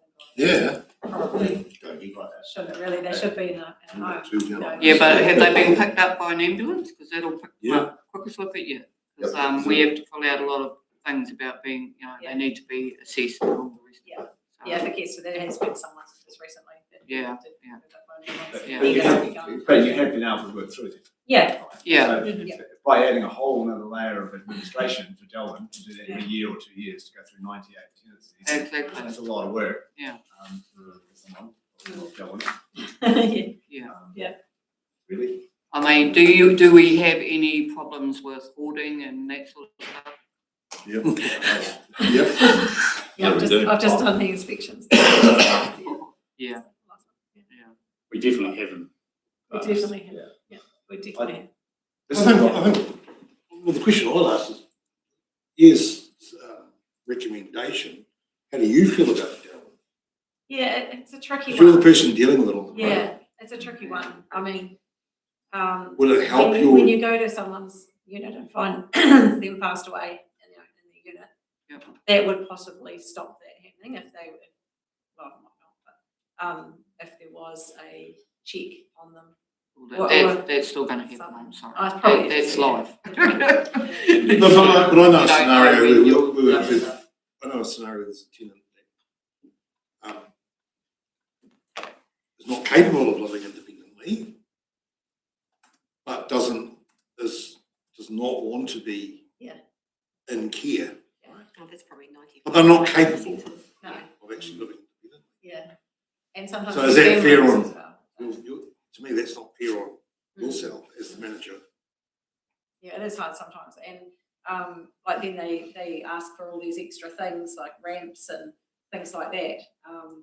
You know, we don't have a budget for. No, that comes into when they are assessed and that, so So there's somebody else other should be providing that. OTs can provide all that, see, that's what I'm saying. So that's when they need to be assessed, yeah. There needs to be something that's not 98 assessments every 2 years. Exactly. You just got to deal with the Yeah, ones yeah. where there's a concern. So Yeah. just going to have to think about how you can deal with those ones rather than having to create a whole work. That is on a case by case. Yeah.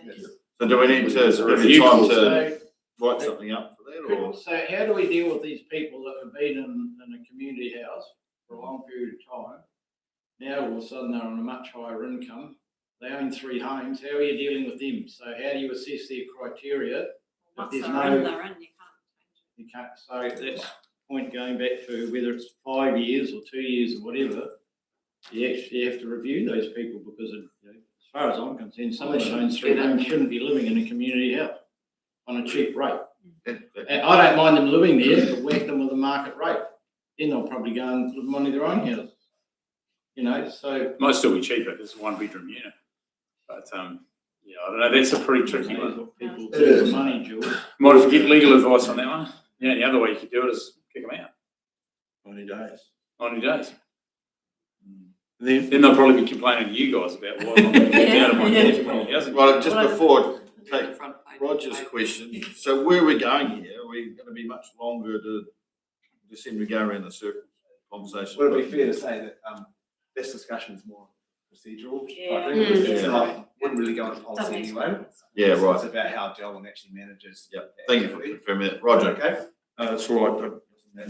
Yep. And sorry, this is probably a good opportunity to acknowledge the good work that Delwyn does. It's, Most certainly. It's a huge job managing 98 Oh. units. Not easy That's to really, do. really well. No, they're not easy. Not an easy task. Well done. Keep up the good work. And when you're ready to step up, you can jump in here and look after 18. Thank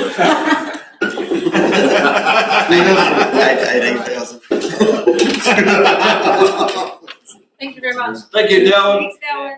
Right, we're going to break. We'll cover. Hot cross bun. Get a hot cross bun. And what are we, 1:15, so we'll start 25:25.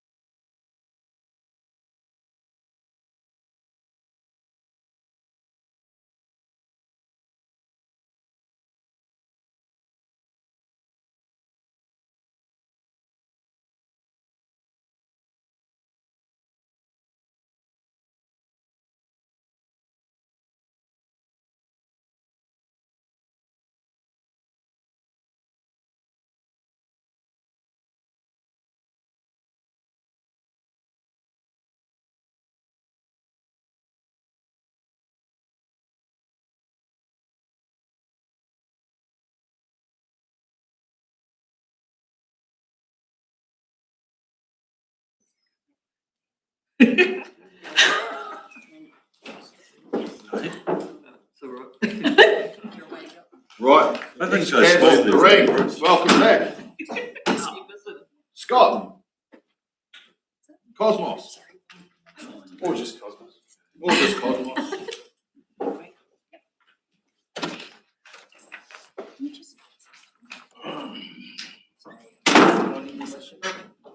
Morning, Cosmos. I'm here with open spaces.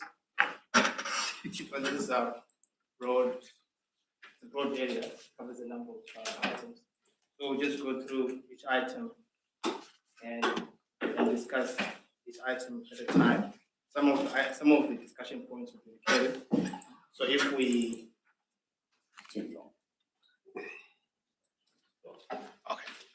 So if we discuss something that's recurring and come to a conclusion, we probably don't need to discuss it again. So we'll start with playgrounds. We generally want to get direction on the preferred levels of service as usual, and the approach that we're going to take in terms of operations, maintenance, and renewal. Just to give you a background of the asset stock that we have. So we've got, go to the next slide. Yeah. 86 hectares of parks and reserves that we actually maintain. 3 sports grounds and grandstands, 5 camping grounds, 25 toilets, 25 playgrounds, and cemeteries as well, and dump stations. So this is what we actually directly maintain. There's other facilities that we provide support, financial support to local community groups that are going to be part of your discussion, I think, after this in terms of funding policy for communities. So we won't be discussing that in this session. Sorry, Cosmos. I don't know if they fall into this or not. Dog parks, do we mow them or what happens with those things? Because there's a lot of new dog parks gone in. So I don't know. Do they go into this too, or are they separate? Yeah. So I think there will be in either the category of the 86 hectares that we take care of, or the 19 hectares that communities are taking care of. So it depends on the ownership of that park or who's actually maintaining it. Depends if they've handed it over to us. Yeah, but some of them we provide financial support for them to take care of. Okay. So those ones will be part of the community funding policy discussion that we have. There's not huge numbers of dog parks. 3 is it? Yeah. At the moment. But they're growing. There's more wanting to. And we in them like Cliff and Milton. You mow that they mowed. Yeah. Part of a parks contract.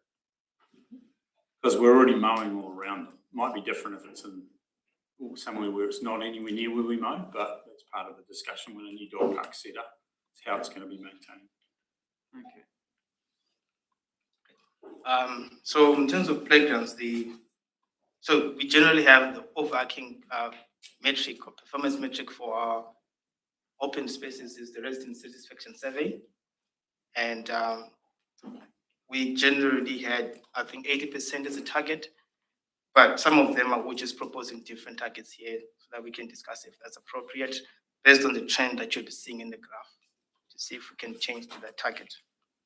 So for playgrounds, we're proposing the 90% target.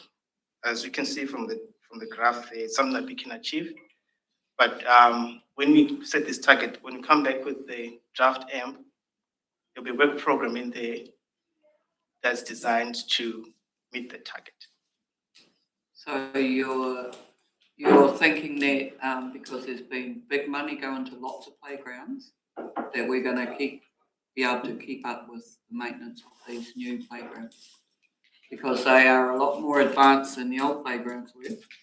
I was just going to ask before we answer that, what level of maintenance do we currently do in our playgrounds? Is it just lawn mowing and rubbish burning, or is it equipment as well? Yeah, we do equipment as well, but it depends on the nature of the issues that are there. The contractor can fix minor issues. Yeah. Some of the issues require renewal, Yeah. And as part of the discussion that we have on the next slide on how we approach that. Yeah, because I'm pleased we've got the new staff member that can do our safety and condition inspections, because some of them are quite far gone. So if we go to the next slide, the maintenance is done by the contractor, and they do minor work on the equipment to make sure it's functioning. We now have a staff member that can do safety and condition assessments internally, that's been certified to do that now. So that means we can get that work done before we come back with the draft for them. We will have an idea of where each playground sits in terms of condition. And what that means also is we can go to start prioritizing in terms of the renewals and the maintenance that we need to do on them. The contractor also does basic inspections and replaces minor equipment, as Cosmo said before. So they're doing regular inspections as part of the maintenance contract from a safety perspective, not a full condition assessment. So there are regular inspections under the contract. So when they inspect some of these things, nothing's just going to disappear from a community without it being communicated to the community first, is it? So the RMP really sets the reserve management plan, sets the priority for that. So there are some playgrounds in Beauclerc, for example, where the decision's been made. When the equipment reaches the end of life, it's going to be removed. But that's been done through a public consultation process and decided by the council. Like, for example, Gormack Street Playground is a complete utter shambles at the moment with the slide that's got has been boarded up. You can't get up the ladder. Is that sort of thing going to be removed, or is it just going to be? I have to check with the RMP, but I think from memory that was one of the playgrounds that was to be removed. We'll have to double check. So if it's boarded up and it can't be used, it might as well be removed. To a child, that's a challenge. Would I be right in saying, Jones, a lot of these new ones in the community incorporated ones like a Waihola, any issues they've had have fallen back on the companies that it's come from, like they had problems with play matter, they had some problems with the swings. Now Target Engineering had to come down and remediate those issues. So they're under warranty. Yeah, those we're talking about out of warranty. Those are teething issues from the original construction, so you'd expect the original constructor to deal with those. And once that's all resolved, then going forward, it becomes part of the normal maintenance regime. But certainly, those are teething issues associated with the construction. Yeah. So the renewals or establishment of new playgrounds is being current model is a case by case model. So it's based on what's in the outplace plans and the RMPs, like Jules said, and if communities come up with an idea, they meet council halfway in terms of funding, not necessarily halfway, but there's a negotiation or discussion around how the funding and the project management is done, and then generally hand over to council to manage or to maintain. So we've got a few questions that trigger some discussions that can give us some guidance. So in terms of level of service, we've got 90% target there. Is it something that we think we can aim for when we do the work program for the RMP, for the activity management plan? I'm happy with 90%. That's status quo. Yeah. Okay. So 90%. It's currently playgrounds are being maintained by the contractor. And I think it's a discussion that we can have in terms of all the open spaces. Is this something that we can ask the operations team to go back and have a look at the option of bringing that work in-house with a view of establishing if it is of any financial benefit to council to do that? I would agree. Have a look at it. Got to. Yeah. Yeah. You're looking for value for money. Yeah. So have a look at it. The other thing I'd say, just on the Lawrence Playground as an example, I know there's things that are developed there, just, a bit of stones and stuff around. The contractors said that they're not going to tidy them up because I guess it's their cost, not ours. So unfortunately, So, There's a stuff you can buy that you spray over the stones and they won't come out. well, the heavy duties and Concrete, you things. can't do that because it's below equipment, it's part of the play. Play area, yeah. You can't put resin on it to fix it. You should go and have a go. You can sit on and do. Just keep it in the wooden It's in the stream. centre. So, but I do agree with Councillor Catherwood. I think if there's value in money in this, if we're going to save the ratepayers some money, it's worth doing. We'd be foolish not to go down that track. So bring in an option, just work out how much that's going to look like in terms of resourcing and how the approach that we take, and then we'll bring it as an option in the draft. Well, we're achieving our percentage of, we're achieving our target. So what's it costing us currently, which, because we are achieving the target, and then what's the cost if you bought it in-house? It's pretty simple. We have discussed it previously, and at that stage we did decide to tender it. But you sort of can't, I think last time we wanted to have it both ways. We wanted to look at the cost in-house but still tender it. You can't have it both ways. You can't put a tenderer through the process of tendering it. If you really want to bring it in-house, you've got to do the work and make a decision before that. And we have to do it. For this type of contract, there's a Section 17A review that has to happen if we're changing the mode of delivery under the Local Government Act as well. And that considers other ways of delivering the service too. So we'll have to do that as part of the contract renewal process too. So they can consider in-house versus contracting. Isn't this part of a bigger conversation now coming, it's touched on too? With the green spaces, the whole lot, like, it's a bigger thing once you start coming in-house. But what's the story? The last time around, the previous council brought in the tendering. Every different community in the district's got different expectations. The last council, when it went out for tender, they said it was too expensive, so they dropped the price and took the low price. And as a consequence, you've got all the communities throughout the district up in arms because the level of service is not what they expect. So there's got to have to be a lot of serious consideration of what the modelling looks like if you're going to come in-house and the cost versus the tender cost. But I'll go back to the earlier statement this morning. We've got to find out what our communities want. What do they expect? So this is a part of a big conversation. And there could be community groups out there wanting to take ownership and put in the price to look after their own patch. Look, went for a drive in Tapanui the other day, and it was pristine. And then I hear that they've got their own local contractor does it. Tells the story why it's pristine. There's a lot. It's a bigger conversation, eh? Absolutely. A lot of serious thought needs to go into this. Yeah, and there was a negotiation last time, and where we settled was what level of service used to be. So we'd gone out to tender for an increased level of service, but it was actually to relatively maintain the status quo. So it wasn't a drop in level of service, it was actually to maintain what it had been previously. But you're absolutely right, Mayor Martin. Different contractors or subcontractors may deliver things at different levels. Look, I've been in the parks in Melbourne in the last few days and there's nothing wrong. Not in my opinion. The grass is well mowed, they're well maintained, so the level of service is fine. In Melbourne. What I can see. So like I say, everybody's community's got a different level of expectation.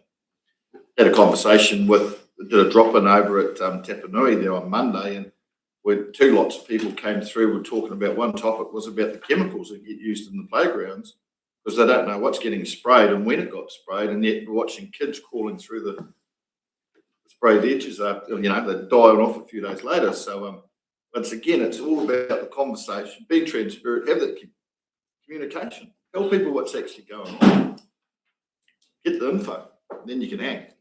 Thank you, Worship. The next question I have is around the model that we have for renewals and establishing new playgrounds. If we are going to continue with this model, we just need to know how we're going to approach whether we've got an expectation that at renewal, communities will chip in again with their bid so that we do the depreciation funding just in part, the part that council will fund, with the expectation that communities will play a part in establishing new playgrounds when they need to be replaced. Is it something that we're continuing to expect communities to do 10 years down the line, to continue contributing to the establishing of new playgrounds? My answer is yes. Well, as a council, we're never going to be able to afford a brand new playground for a community unless we look at our rating for parks and reserves, because I think that's along the line somewhere where we've got to look at that too. But yeah, hey, if you bring a community into ownership of a playground or that, there's a lot more respect that goes around. There's a lot more eyes watching that. No, you don't do that in our playgrounds. Play nicely. Cosmos, you've got this council support the depreciation funding for part of the assets, and so that's going to vary on a lot of those playgrounds, and I have to struggle with the depreciating part on a playground, especially if the community's thrown in a heap of funding. Well, the intention would be if we're expected to fund half of the playground in the future, do you fund half of the depreciation? So that's what the part means. We can bring back a funding model for you to say, if the expectation is we've got our half, if the community's got their half in the future, this is what the part depreciation would be, like we do for bridges with NZTA. You fund our 33%. Yeah, but the trouble with all our depreciation is it gets internally loaned here, there, and everywhere. So maybe you're just better off borrowing it when the time comes. That's an option, but you can decide. But we still have that outstanding issue of we don't actually have a depreciation account, do we?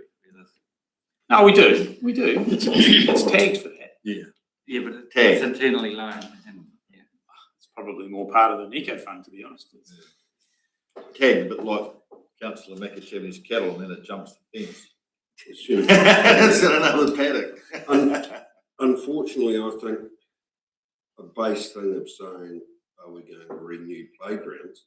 It's got to be on playground by playground, and community involvement. Yeah. I honestly don't think that we can just go, yep, we're going to renew things, because we've just discussed the fact that we've got some that will be disestablished. And that's a good segue to the next question I've got. Prioritize playgrounds for renewal. Yep. So we've got that in some of the RMPs, that's already there, but we can, based on the condition and the location, we can come back with something that prioritizes the renewal of the playgrounds. And if you're agreeable to it, then we implement that as the plan to say 7 playgrounds will be replaced. Some of them will be disestablished when they go out of service. Yeah. Cosmos, would that be all identified in the Our Place plans? No. If you go through our community, Our Place plans, the ones that have highlighted that there's a priority list, they're in there. So exactly. So Our Place plans is the community's preference of what they want. So the major playgrounds are in the Our Place, but all the minor ones are normally in the RMP, the Reserve Management Plan. Right. Because there's a number of them around Balclose as well. But you've got your great big one, and then you've got your one down by the project, your 2 probably main ones, but then there's a couple others in there. Christie Street. No, but Lukaka Point are going through the same thing too. They've got one up the top there that the one to spend money on, and one down the bottom. But it comes back to community ownership. Well, we've been through it. We've been through it. Milton's been through it. Walhalla, Wacker.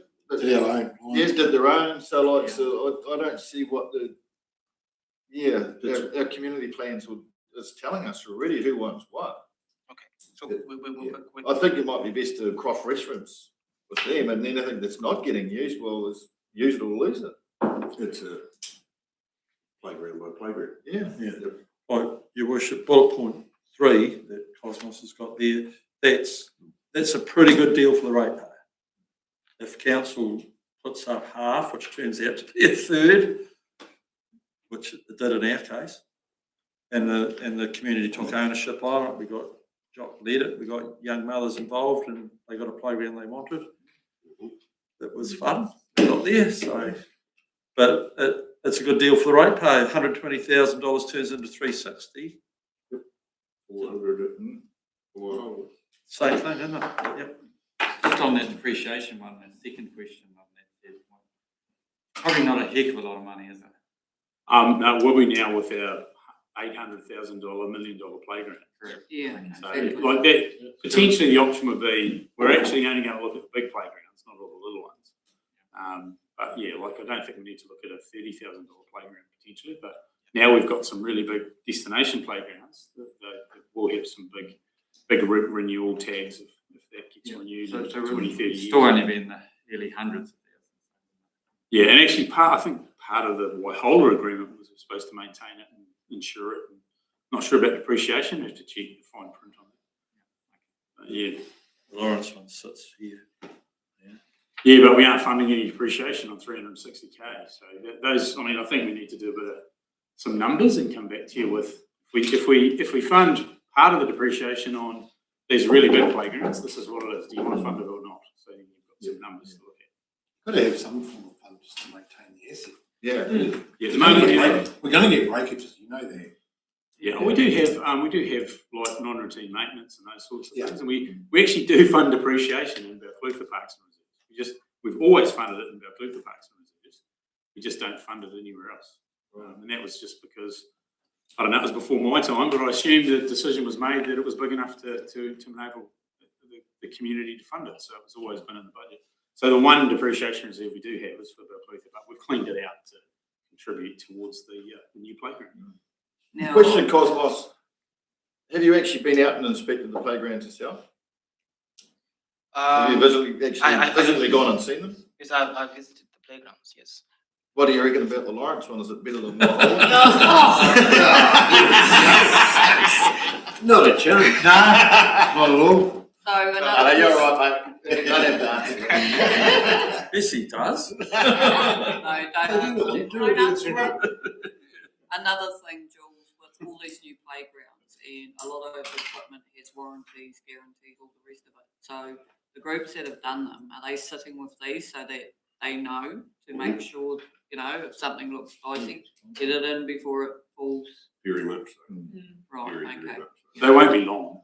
Those warranties will be Are they not? Oh, no, it's 12 months, 12 or 24 months. Yeah. Well, the ones I'm dealing with. Yeah. Okay. Thank you for the feedback. And can we go to the public conveniences? That is public toilets and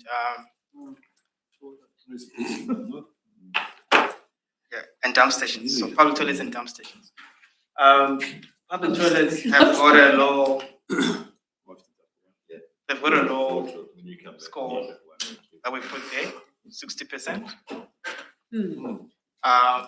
Just because of the trend that we're seeing there, in terms of the satisfaction rate. But if you go to the next slide, you'll find that we've got an issue with vandalism, which is one of the key reasons why you find people not taking good care of them, not leaving them in a clean state, and also vandalizing the actual assets themselves. So even though they're built to be public toilets, they are not hardened. So you find that these people removing bits and pieces from there, smashing things and so on. And so it's a recurring issue that the contractor reports often. So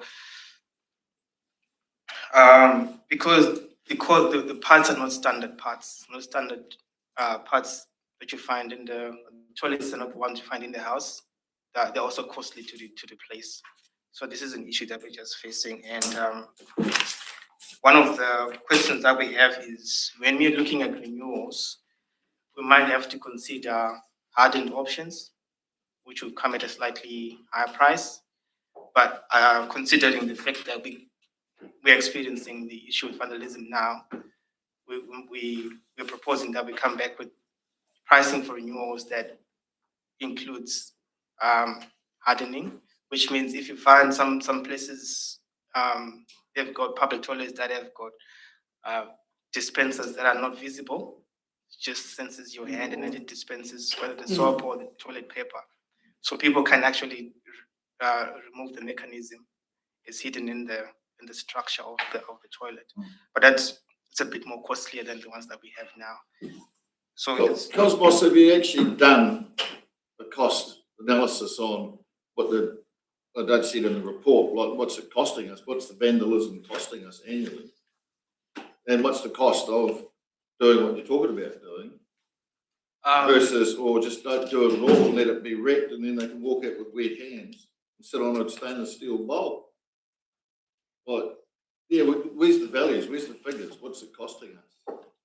yes, so the costing will be something that we can get from the operations team. Yeah, that would have been handy to have those values in here to see, like, bang, oh, right. Is it costing us $50,000 annually or $5,000 annually? Yeah. You know what I mean? Like, yeah, values do add value to the, excuse the pun. The other thing with these contractors, they're obviously all different, but we have spent a lot of money on Balclutha and Milton toilets.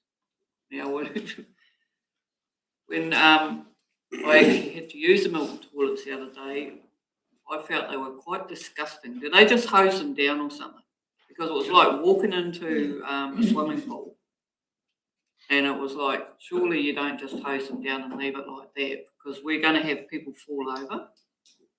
Because that one especially, everyone stops there on their way to Dunedin Hospital to take their elderly mother or whatever.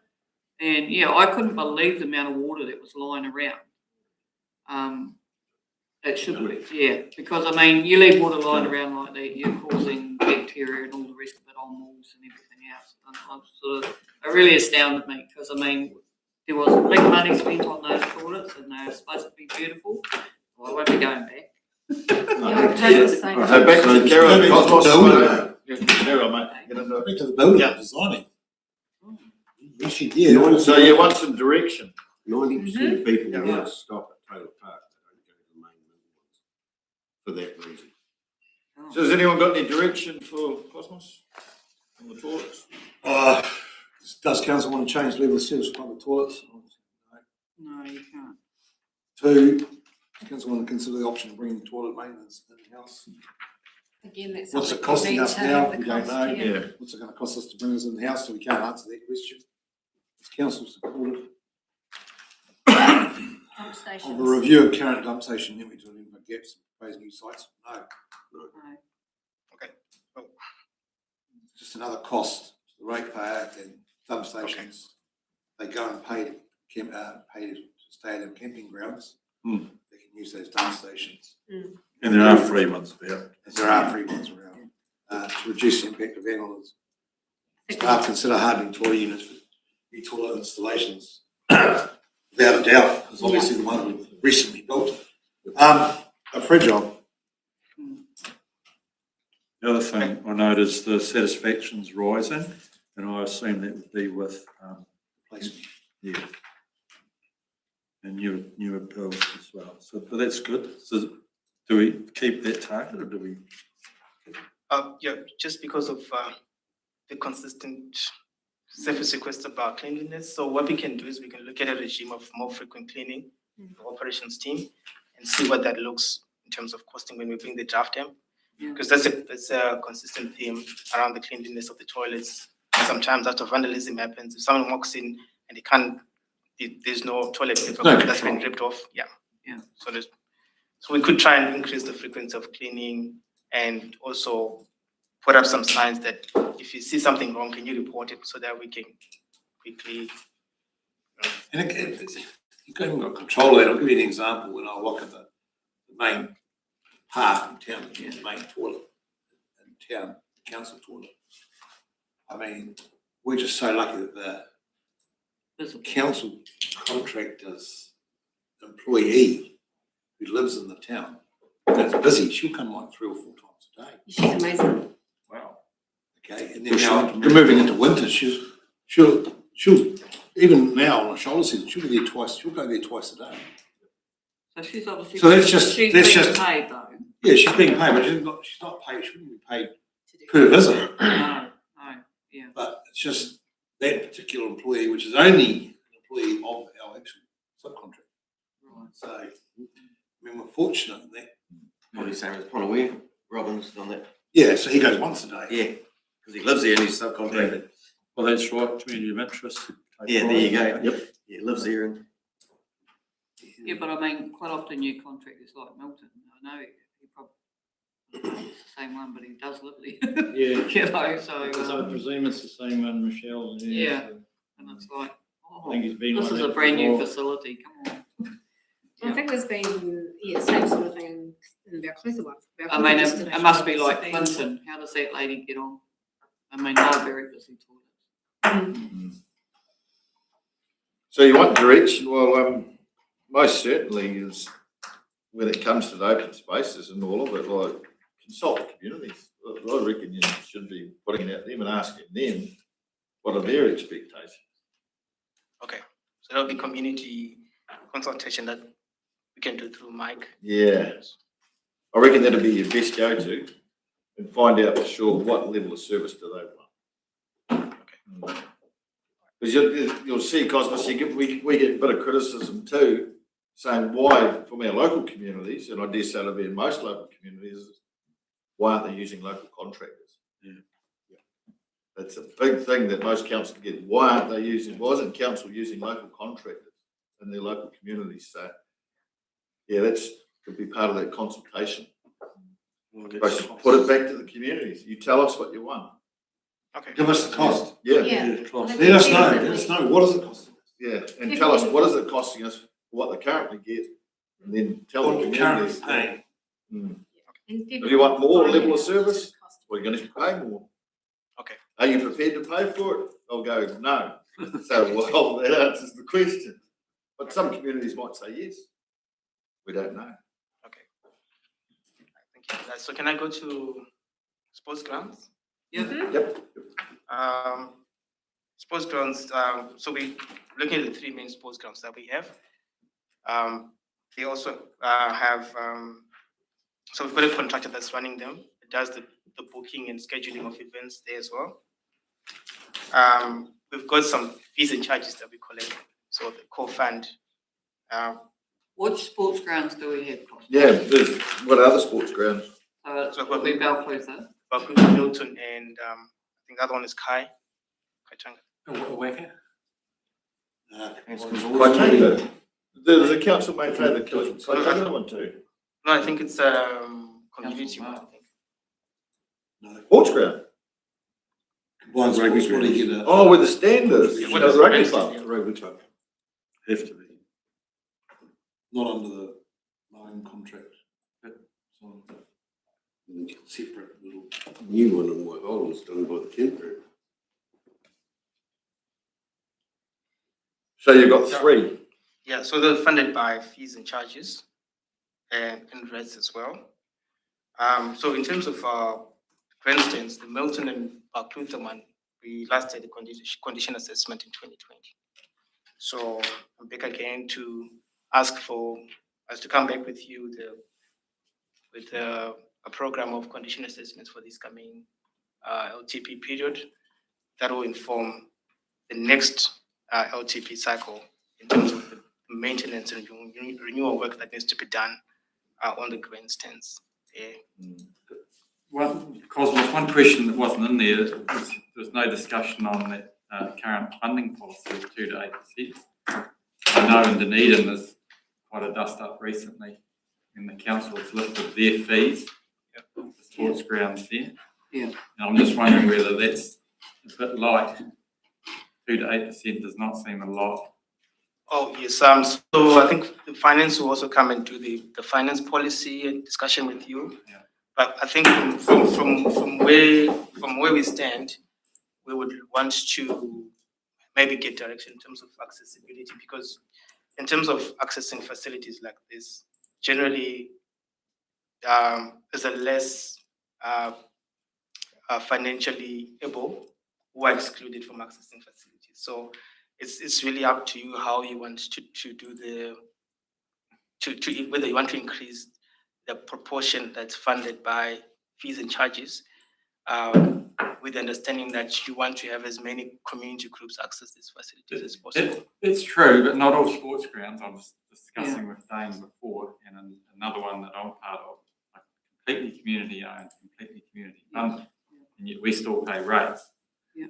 So I'm questioning, well, is it fair that other sports groups, we're happy to stay community owned, to be fair. But questioning whether that 2 to 8% funding policy is fair for especially sporting clubs, because groups will still have access to those grounds, but it's whether those clubs that are also income earners, potential income earners, should be paying.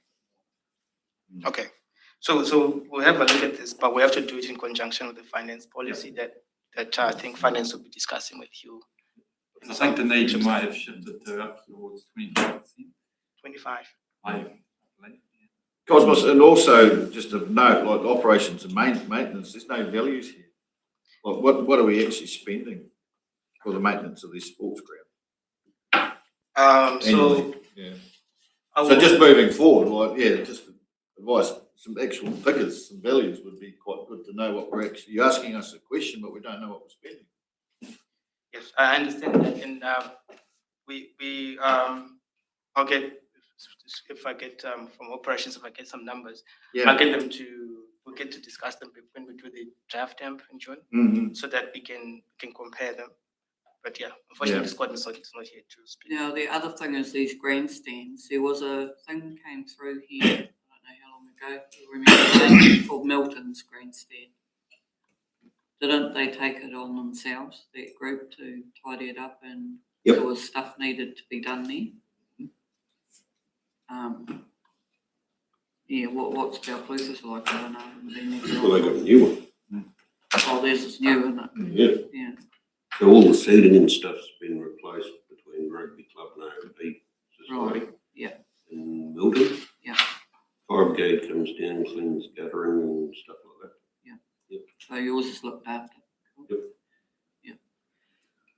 So do we, because to do an assessment on these grandstands, because they're a public convenience, I suppose, and they're under us, we have to by law, I would say, Peter.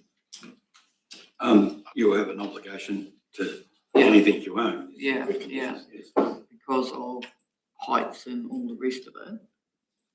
2020. So that's going to be a cost in itself there, but it's obviously something that we need to do. How regularly should that be done? So we can do them every 3 years before we do the LTP program, or we can reduce the frequency depending on the condition. So we don't necessarily have to do them every 3 years. If we find that the condition is such that we can reduce the frequency, we can change that so that we only do when we need to do them. And that's a program that we can propose in the draft M's as well.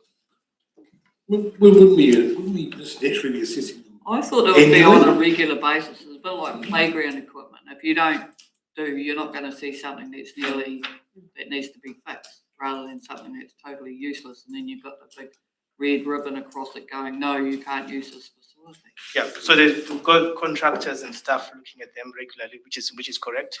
Right. But condition assessment will be engineers looking at the structure and the function of some specified systems in the building. Yeah, thank you.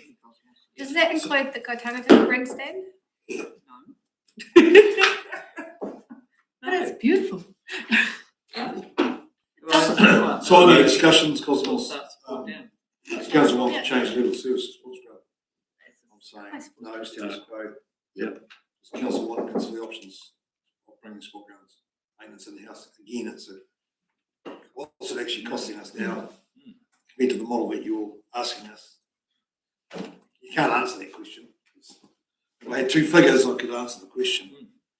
Okay, so I'll give you an example on that. So we have a local that mows our particular combined sports body ground, takes full ownership, maintains it.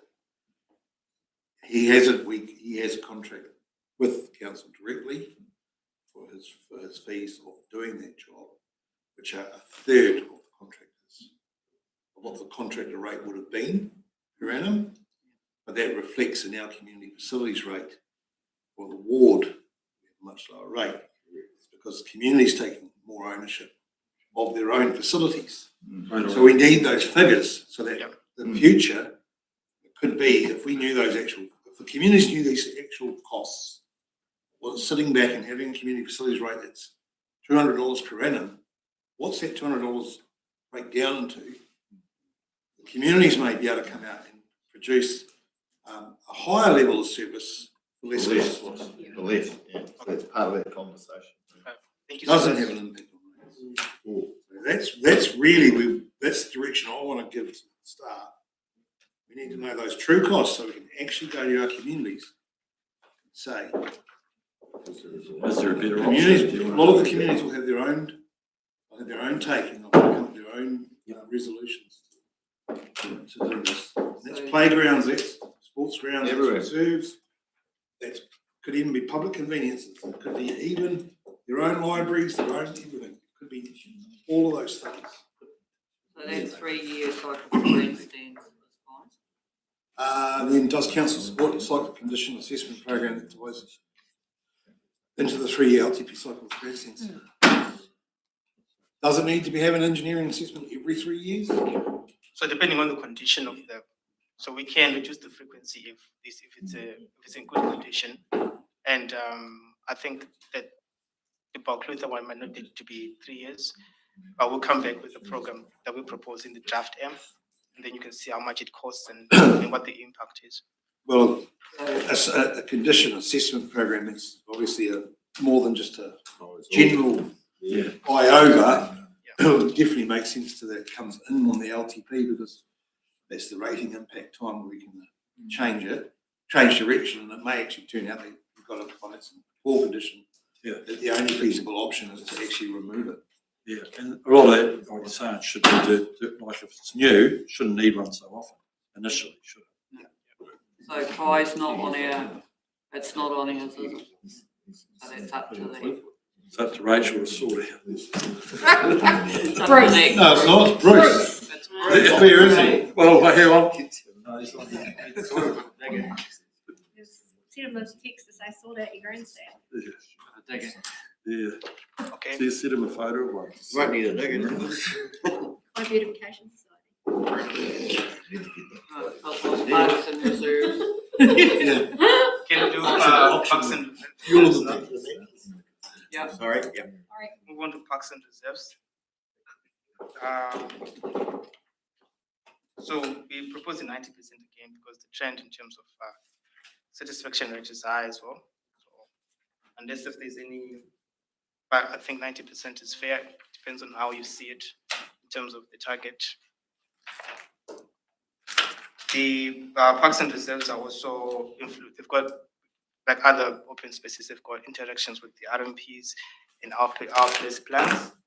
So whatever we do in terms of maintenance and uses of the parks should be aligned with what's in the RMPs in our place plans.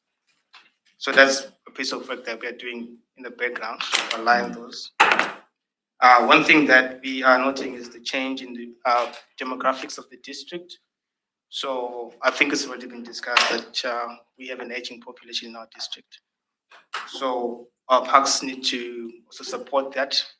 So safety features, less trip hazards on the footpaths in the park, and more areas for sitting. It's no change. I don't think it's any change cosmos. It's there now with disabilities and the rest of it. So I can't see that changing at all. We already do it. We've done it for the last 30 years and people have used our parks. Yeah. And we've put in a lot of pathways and a lot of what do you call it? You know, to handle things to hang on to for disability, for children, and that which the adults, elderly use as well. Same with the swings. We've got the swings in for children that have disabilities and all that sort of thing now. So I don't think that's changed any. Yeah. So there's no change in level of service there. And we've already discussed about bring maintenance working house, so we're not going to discuss that now. Well, we need to know the cost. Yeah. What's it costing our communities now? Break down your parks and reserves. Ask your communities, what would it cost in-house? And maybe the communities have their own resolution. And we did look at, does it parks and reserve, does broom mowing comes into this too though, doesn't it? It's all in the same category? Yeah. Because we did go through a whole thing in different communities of what gets mowed and what doesn't get mowed, but then sometimes the contractor pleases himself what he mows. And he goes, oh, that's too rough now, I won't mow that. And then you get your grasses up to here. And then when I put a thing in, I get told, oh, well, it's got wheel ruts over it. So that's why they didn't mow it. We can't leave stuff like that. If there's a reason why it's not mowed, it needs to come back to that community so we can resurrect it.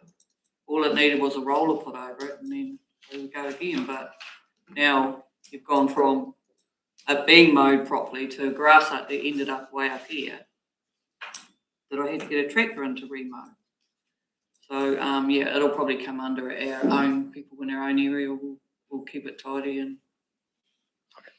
Yeah. But I mean, if it's on a contract, it should be on a contract. They shouldn't be able to just let it go like that and not come back to you guys as you know with an operations net and saying, well, sorry, this can't be mowed anymore. We had an instance in Lawrence like that, and we sat down with the contractor as a community board. Yeah. Sorted it. Yeah. Yeah, but they did admit that they'd got it wrong. Shouldn't have been left to go like that. I agree. Yeah. All good. Okay, thank you. So last one is the cemeteries. No dogs. No dogs. What, in the cemetery or in the cemetery? Dog food in the cemetery. Oh, dog food. Get no complaints from them. They like it. No, the occupiers. Oh, yes. So cemeteries are similarly maintained by the contractor, and they also prepare the graves, the cemeteries. It's funded by fees and charges. We've got some private cemeteries or community-owned that are not run by council that we provide some financial support, and that's going to be, I think, a discussion with Mike afterwards. We have an issue that operations team have let me know about trees and the results of things like the weather event that has happened, and keeping those trees in such a form that they do not pose a risk or pose a challenge around cemeteries. But I think this applies to many other open spaces as well. So there's a question there about putting aside some money to keep those hedges and trees under control, but at the same time also put some money aside for cleanup if it so happens that they need to be removed, like what happened after the weather event just last year. It's just an additional, I think, amount to support that kind of work. I think our problem, Cosmos, with the trees and that, it's like you mention a word tree and everybody jumps for an arborist. And there's big money gone. Sadly, we lost Stacey, who was very good with trees, who was a trained arborist. And I don't think we actually rate enough in parks and reserves to cover a lot of the stuff that we want to do. And this is why it always seems to be scrounging from one pot to the next pot of how much. So I think we at some stage need to have that discussion of what we are actually charging for rates for parks and reserves for the level of service, because when it comes to trees, there's never enough money. I'm sorry. Although it can go back onto the communities of interest, I reckon. Which we have done before in certain communities, but yeah. But we have a lot of big trees out there. The other thing with cemeteries is the level of service inside cemeteries. The main piece you go into can be really well looked after. The further you go down, it's what the contractors don't do. To be honest, Fairfax is a classic example. The further back you go in that cemetery, the worse it gets. Will I be right, Larry? So they're not mowing. Not mowing it, not trimming hedges, not doing anything. People can't even get to gravestones in some places. Yeah, that would be a question for me. The level of service on our cemeteries, obviously Balclutha will be different to Waipori. Yeah. So what is that? I know that Waipori, a lot of it's a works request, but it might have 2 mowings or 3 mowings a year, I don't know. So you're just guessing. So it'd be nice to know that information. I note here the level of service is dropping, which is interesting.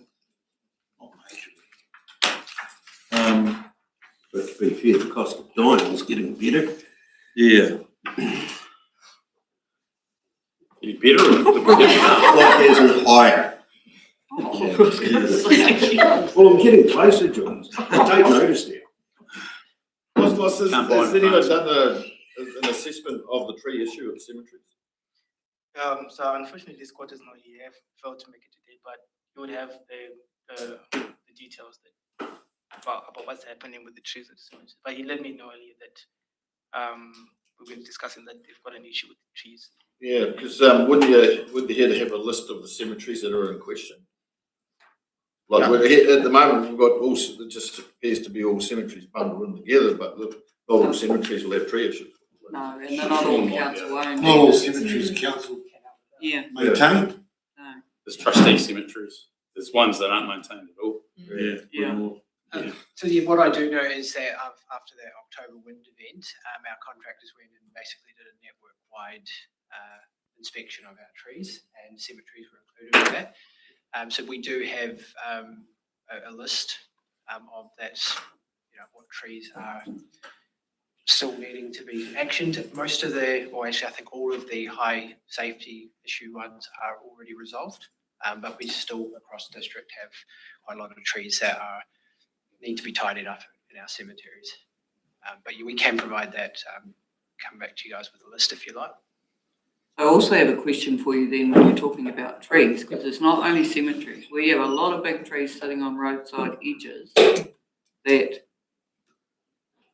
I always have my debate that who planted it outside the boundary or what. But there are some really humongous trees. Just open that can of worms. I know, but there are some really great big ones that got whipped over in that wind event. And then and I look and I go, and there's still one standing. Why did that one stay there? And we haven't cut it down too. But because they are quite notable, those trees. We'll take that on board, but we'll just deal with the cemeteries for now. Yeah, I mean, I'm happy to. Before we get off track, provide a little bit of nudge if you like. It's just everything at the moment is safety focused within the current budget. So everything's done in priority of safety as it stands right now. So if we caught up with our, to my knowledge, all of the high urgency ones are taken care of, but we're still working on that. There's an extensive amount of trees, so things are still being reviewed. Just like regarding the cemeteries, I see those big macros of Watahina. They came down and flattened a heap of really old headstones, like big headstones. Who's actually liable? Is the council liable for that, or is that an act of God? Or that one I would have to come back to you on. Sorry, I'm not. Normally, we don't touch headstones at all because you upset people and you can't get in touch with them. So, but apparently it's our tree that blew down, and we had to pay to get it cleaned up. So, the insurance advice we've had is good luck getting anyone to pay for anything from a tree that's blown down. As you said, it's an act of God. So. I mean, sometimes there's friends of the cemeteries that do work and those sorts of things, but quite often those groups have also upset people because. But now, going back to my point was like the trees actually disrupted I'm talking one of those old school big headstones. Like it's just So sad. Yeah, I mean, since I've been here, I have seen some graves stones are obstructed by trees, but we are actioning those as they come along. Some of them, we do have to be careful about disrupting the gravestones themselves. So there is an extensive amount of sort of risk assessment done prior to it. Yeah, so but on this event, the tree's flattened and the tree's been cleaned up. So what happens to the broken headstone? We wouldn't sort be- of put in a pile at the grave, do we? Or We wouldn't be planning to do any work. If the council decides that we should do some work, there'll be quite a bit of costs to go and assess those and do the work. yeah, but my question was, what happens to the broken headstone? That our tree, It stays there.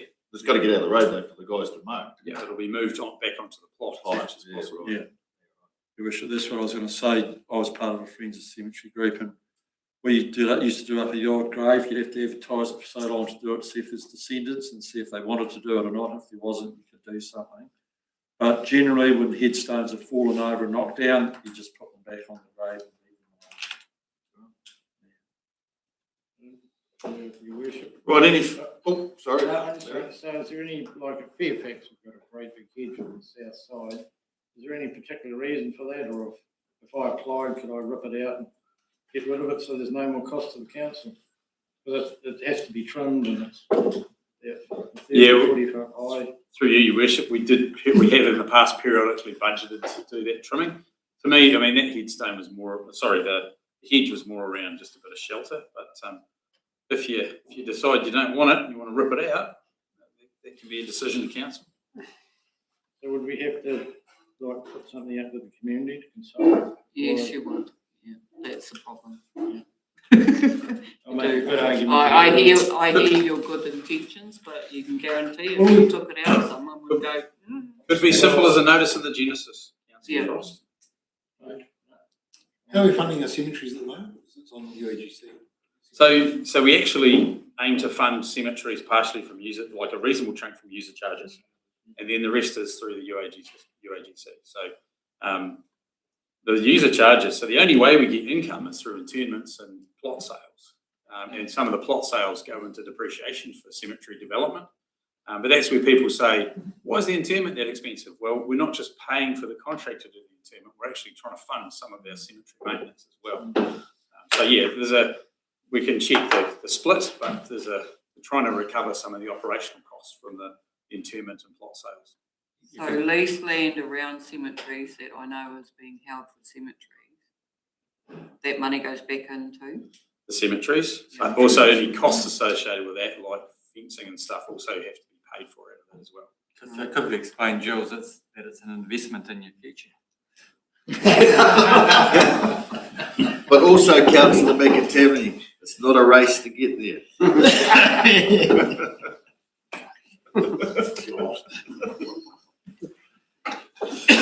Right, have you got enough information? Shall we? To get some direction. Have you got enough direction? No, thank you. Thank you.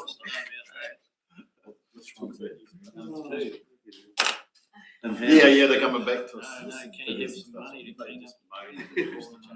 Well, I'm the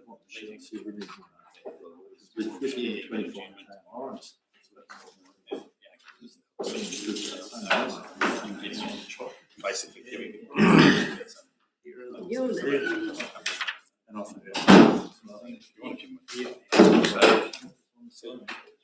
tell us what information.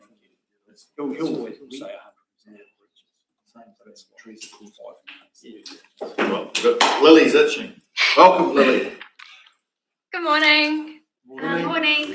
Morning. For your worship, I will take this item as read. I will just quickly go through in a bit more detail what those changes are that we are proposing in the updated policy. So I've got the proposed policy here. Basically on page 1, just things around like the activity group and department. We're changing from Chief Executive Department to Community Services as it sits within our department, obviously. The dates on that page, then through to page 2 with the scope. Again, it was just changing it from the departments, from Chief Executive to Community Services and Regulatory.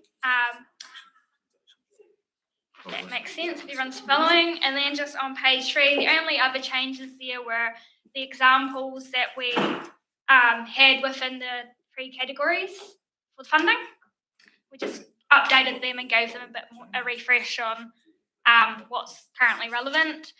The only other thing that I'd like to add to this report is just a bit more detail around how funding comes about for community funding. So most community funding submissions come through the annual plan and long-term plan. And at the decisions meeting, it is entirely up to you as elected members on how you fund those, typically through the UAGC or the investment fund surplus, but there are other ways and means, like we have done 50% UAGC and 50% community of interest in the past, depending on what the request is.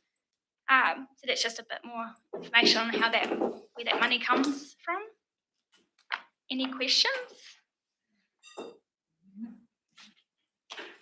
I have a question. It's possibly not more for you to answer, Lily, but the investment fund, and thanks for getting back to me yesterday about those questions. Do we have any policy on how we administer the investment fund? Yes, we've got a set of rules that when it was set up, and there's a certain, Sharon's probably the best person to talk to, but we budget for a certain return, and you guys look at that based on our investment advisors. Out of that return, sort of interest gets paid to the reserves. Anything above that investment threshold comes back to council to determine what you want to use it for. So you can return it to the fund, you can use it for community projects, but it's supposed to operate within that. And from recollection, I think the expectation is that 1 year out of 5, it will make a loss. And then in that instance, you would take what you're budgeted out of the capital from the fund. But it's at your discretion over and above that budgeted amount. So about March, about this time each year, we'll get probably not the best over the last couple of weeks. Things have gone down a wee bit, but you'll get a report back, and then that'll set what you have for the annual plan process in terms of what you can do with that. If there's an investment surplus, then you can determine what you do with it. So do we have, what I'm getting at is, do we have a policy on how we spend the investment surplus? No, it's completely the council's discretion. That's always been a wee niggle for me in the last 3 years, is how we allocate that money and where it goes. There's no guidance in the past. It's just been a bit of a lolly scramble. A lolly scramble. Usually, I mean, from my observation, the priority has been community projects and community requests. So a lot of the community plan funding has actually come out of the investment surplus when you've been looking at what you have to fund for that. The first 2 communities that got their community plan sorted before that was in place were Balclutha and Milton, and they actually had to we loan funded their work on that. But since then, most of the community plan stuff's been there, and it's been a decision by council. So yeah, it's considered, and usually you look at the previous decisions, but it's at your discretion as you work through the process. I think what's important there then, Jules, is that what Jock's getting at is that people that haven't been around that lolly scramble as per se, actually do have the understanding of the previous decisions. Because I think the table actually does try to make it as fair as possible across the need for the most needed, for proportional, like there wasn't as much funding available, so not everyone got exactly what they wanted, but they got a portion of what they wanted. If I've seen it, I wouldn't say it's a lolly scramble, I'd say it's I think the council's made a decent decision on previous community requests. Considered decisions. Yeah. And also looking to spread it geographically too around the district. It's been a key thing, I think, from my observation. Well, just while we're on this, I'm just wondering, do we need to have something in place moving forward for new councillors to actually see what it's all about? Councillor McKinnon. Yeah, I'll just carry on where you're coming from, Jules. We do have discretion to go over and above the investment surplus, because for the Milton pool we have allocated guaranteed amount regardless of the investment return. So, but the thing that Yeah, but I was being uncomfortable in the first year or two when we were giving away investment surpluses to some items which weren't, that could have been rateable. The destination, the tourism destination funding that we did that for a couple of years out of the investment surplus. And then finally this year we rated for it, or last year. Yes, I think it should be used for one-off projects or grants, not things that might come back. Yes, just if there's a rule to be set, that would be where I would put it. Sorry, through you, Bishop. Yeah, I guess just to clarify something here. Your policy, from what I understand, it doesn't tie your community funding to your investment surplus. That is one methodology of funding community funding grants that you are doing. So I think it's two separate questions, with all due respect, Mayor Martin. Is one, do you want to tie it to solely investment surplus, in which case you set yourself basically a limit every year. This is the amount, that's how you fund. And then the second question would be, do you want to have set criteria or budgets for community funding on an annual basis? Because it's actually not. You are not limited by investment surplus funding in this policy. So I think the question is slightly different. Well, going back to that, like when I asked Lily the question, we're talking about it, and it's either UAGC or investment fund. Yeah. Or you, like AP or LTP, well, we've got a budget for it, so it either comes out of one of those two things. Exactly. Or you borrow the money. Yeah. You're not absolutely tied to it. Like you don't see yourself up.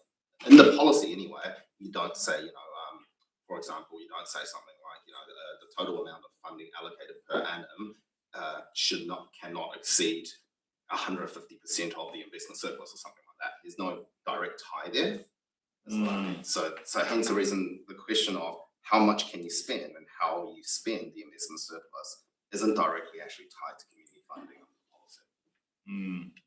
Because when you have that conversation, you go back to the policy and you look at the community organisations seeking financial support, elected members who are responsible council staff, include the residents. Actually, that includes the residents should include the district residents. There's a change for you, Lily. But yeah, that's to get everything to align, policy to align with the methodology, which helps councillors form their decisions. Where the money's going to go and where's it come from. So again, on that first point, if it's an annual, the community funding is on an annual basis, it should be through UAGC or a rate. Yeah. Or, as Lily mentioned too, you do have the option of the community service, community facilities rate, which is what, 50-50. Rate or UAGC. Well, if it goes through like a community services area, it gets funded 50% on the community of interest and 50% on the UAGC. Yeah. If you want the community to have some skin in the game for that, which you had, for previous Bruce funding, it was actually 100% through the community of interest. Yeah, through the community of interest. But am I over there, should that, this conversation not align with the policy? That's subject to your decision. There are multiple ways of cutting a community funding policy. Some councils from memory, like Dunedin, I think their broad-based community funding has a limit of $5,000 per applicant. Then you've got certain other councils like Queenstown and a bunch of other councils, if I remember correctly, they set an annual budget to not exceed. But again, they're looking at it from a perspective of this is the totality of community grants that we want to be contestable. If you're saying that you want to tie it in some way to specific investment surplus decisions, then I think that's slightly different to what we're talking about right now. So what's normally happened in the past for the new councillors too is when we get a request, Lily does a report, we actually provide different funding options for you and the rates impact of those funding options. And as part of the decision process, you make a decision on how you want to fund it. So that doesn't lock you in until you're actually making those decisions. Right. Any other questions for Lily?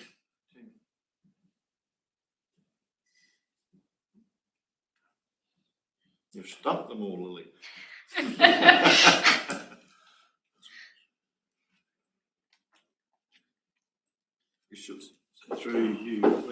In terms of the outcome sought here, Lily, do you have enough to go with? Or do you want to go through those individually? Probably individually, just to dot my I's, cross my T's, if that's all right. We do that. So you're happy for to support the current community funding policy framework and approach to community funding as it stands, just with those minor administrative tweaks. So the first two. Is there any areas that you want me to do further review on or amendments? Said district. Yeah, just said district. Is there anything else? Quite happy. And then just, I guess reminding that we will bring it back once there's more direction with the living and working in Clufa strategy that's being currently done. Okay. Right. Thank you. Lovely. Oh, have you finished already? Yeah. Crikey. That's very efficient. I think I'm fine. I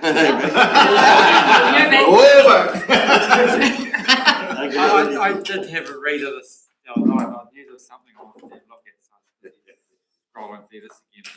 But just page 29, you've got on those types of funding.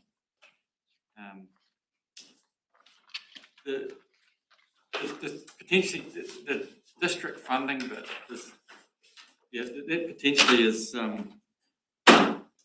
We were talking earlier this morning around rates capping and bits and pieces, and there's quite a few different things in there that potentially we will have to discuss in the next wee while, and it's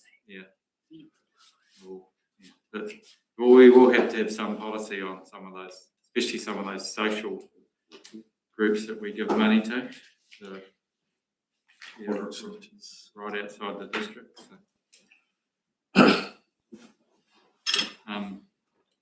I don't know where we go today. It's a whole other, It's going to come, So, I'm sort of same boat. I think I'm onto where Simon's coming from. It's not so much about this decision right here today, carrying on with this annual plan, but there's going to have to be change for our LTP through the rates affordability. And I'll give you an example on that category 2 on that same page.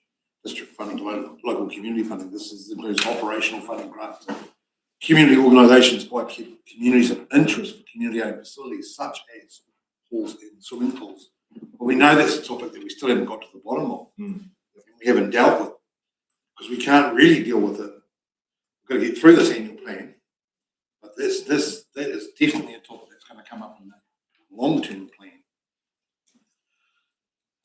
Which was 3 years ago. Correct.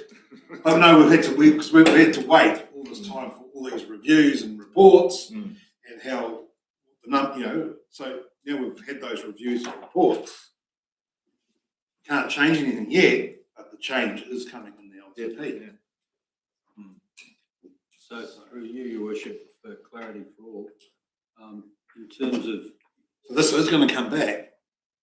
So what's been said in the last two comments by councillors, for the record, for the direction I'm hearing is that this particular aspect, you do want it assessed as to its relevance for going forward into the future as part of the next LTP. Oh, yes.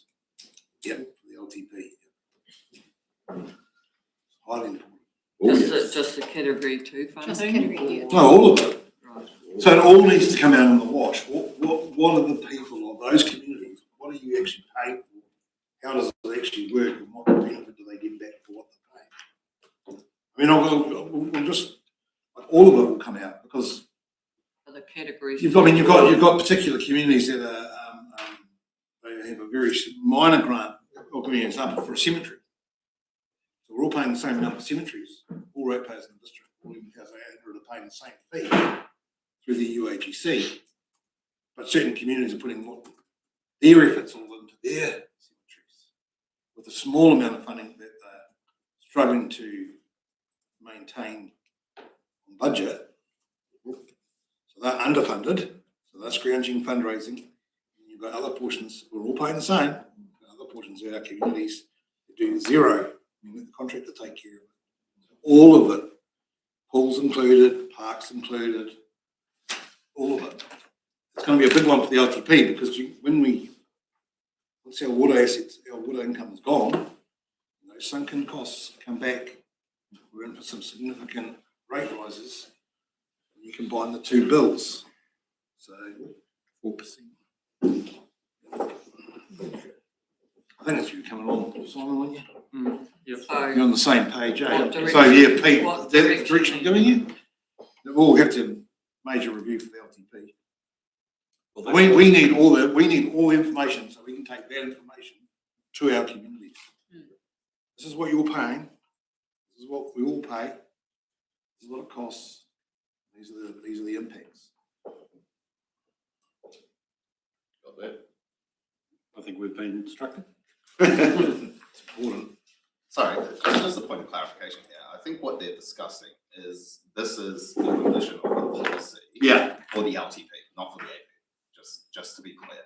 This is for the LTP. This is for the LTP. So if you want an extensive review of this policy for the LTP, then that's the direction for this revision. Just to clarify, we've talked about this repeatedly. It's a major rates review. It's not specifically about policy. So it's not just this policy, is it? No, it's not. It's it's a whole thing. That's right. Yeah, we Where's that lead for Lily? Nowhere. Well, no, she's fine. That doesn't impact this policy because what you're talking about is completely different to this policy. To what Lily's. So Lily's got what she needs, and what you're talking about is not directly related to this policy. It's a different process we've already agreed we're going through. Yeah. So I can do that, and that's a different. What Simon's flagging is there's potentially, through rates capping, other implications that need to be considered going forward. Yeah, which will be more than just this policy. Yeah, and it's pretty broad, and it has to be, I suppose, but we're just going to have to be aware that when it comes to that district funding and local community funding, that the things that are not going to be affordable, and whether we have policies on we won't go. It's going to be. I'm not really, to be honest, I'm not quite sure where I'm exactly going.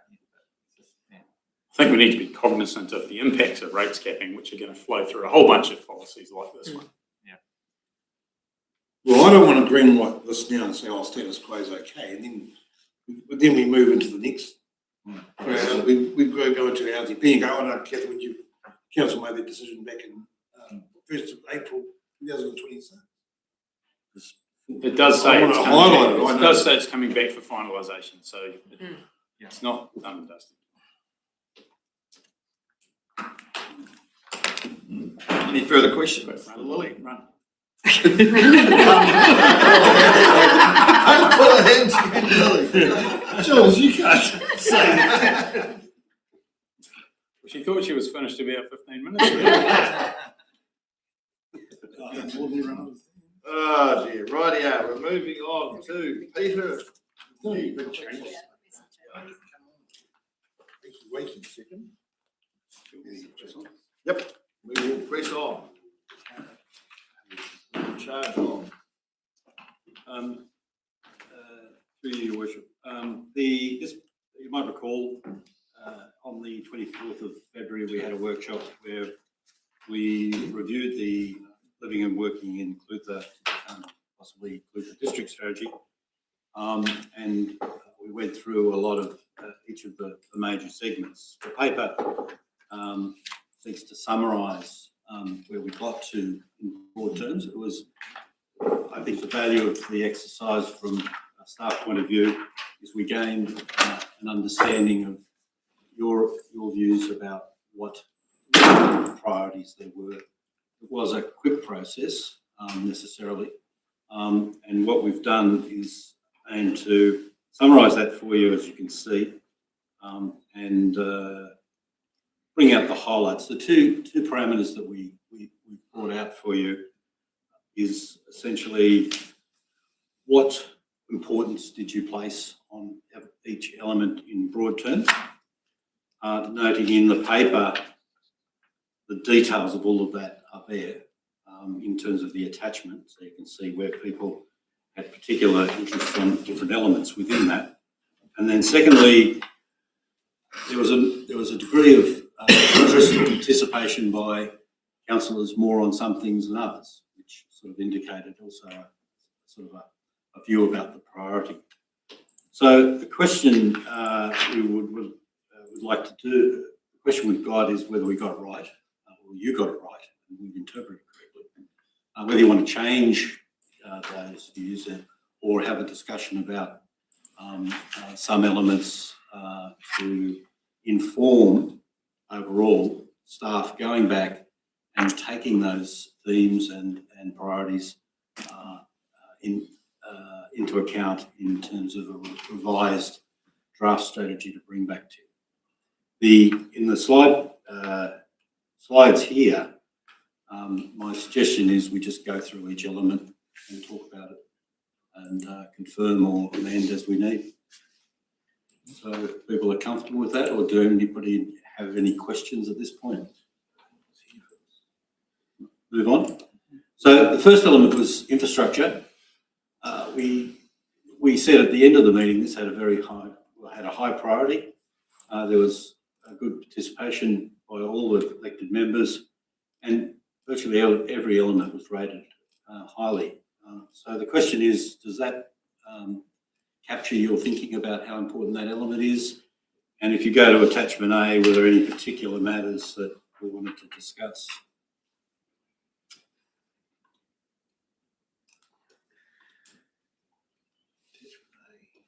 Which is on page 37.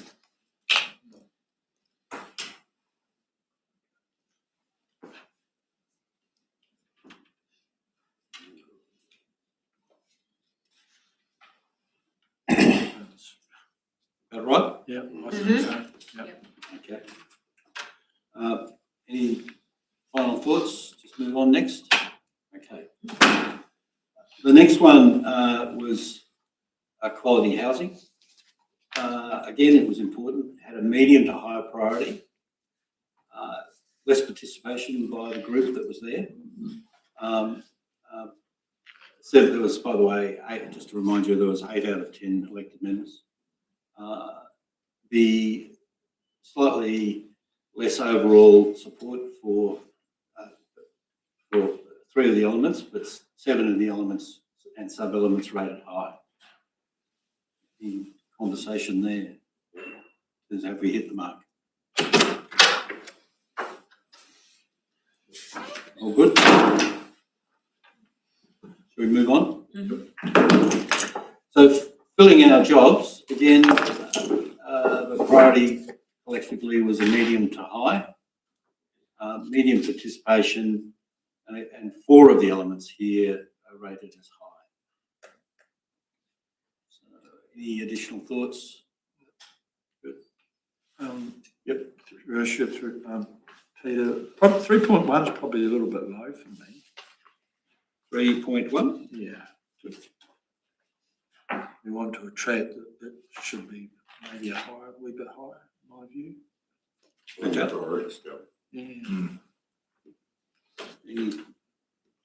Any other, is the general agreement about that? Yeah, so this was a bit of a hard one, that one, because it was, we were also relying on, it's not private business in the private sector, that they're basically the drivers of the jobs. And it's how much extra we want to go and add to that, and whether, how much influence we really have. Like there's one 3.5 there, and it talks about balancing environmental gains. Well, a lot of that's actually determined by another council, not ours. Yeah. That's probably why not many people answer it. Yeah. So there's other, we haven't really got a lot of levers. We can encourage things, which we do. But Well, it's economic development, really, isn't it? Yeah. But anyway, that's my thoughts on. Yeah, but we do, in the same breath though, we still do have the levers by engaging with economic development, which we're having a bit of an emphasis on at the moment, encouraging employers, Well, helping them and removing the barriers. We actually all rated 3.8, which included those other outside groups. Quite highly, yeah. Including the inclusive development. So we are, we're saying it's important, but it's probably more important to support those other groups. It's their real job to do. Inclusive development rather than the council jobs in the district. So through you, Worship, to Councillor Cotton, are you comfortable with? Oh yeah, I'm comfortable with just a view. I'm not going to lose sleep over it. Okay, thank you. Moving on to the next one, improving our environmental footprint. This was given a medium priority, so it's sort of rating under the others, as we've just discussed. Medium participation. One of the elements rated high, which is not, obviously it didn't hit a number of elements like the other ones. I'm just looking for it. And that was council provides curbside solid waste and recycling collection services in accordance with the waste minimisation plan. What reference number is that? Oh, that's on page 40. At 4.5. 4.5. Thank you. And one interestingly rated very low, which was 4.2.3, which was supporting infrastructure for electric vehicles and active transport. Obviously, the bill's changed a bit, maybe we should revisit it. I suppose the question really is whether we provide it or private industry provides it. Private industry. Private industry. So it's a low priority for us. Yeah, no. Private industry are doing it. 4.2.1, Indigenous biodiversity and landscapes. I guess that was going to be more of a priority when you did the original strategic plan, wasn't it? When we were going to have to do a full biodiversity stock take of the district. Yep. Yeah. And this now will be intersecting, and the whole plan strategy coming forward will have to intersect with government reform. Yeah. So, for instance, spatial planning agendas for government will substantially overtake that. Yeah, because that's very very interesting, that area. Like there are some areas that have been defined, haven't they? Pretty, but they're quite localised. They don't cover the whole area. They don't cover a lot of private land, do they? So through your worship, there's been a lot of work done in the last 5 years by ORC.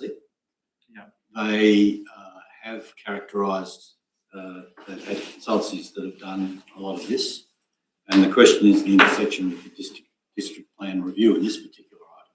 Yeah. So there has work been done, but the district plan review will need to be considered in terms of the government's reforms with respect to the RMA. Because councils were told just to park it, weren't they? Yeah, that's right. Yeah, district plan review, all of those are on hold. And it's still dangerous ground if it comes back. Because you see those ORC maps and what they regard as special, and who's responsible for protecting them. Well, as I said, the district plan, the spatial planning is really the next big challenge. I'll just make a comment, Peter. I know I'm not sure how it works, but if you've got a significant natural landscape, say in the DCC in this example, and on the other side of the line there's the same bit of ground, but it's in the CDC, how does that equate?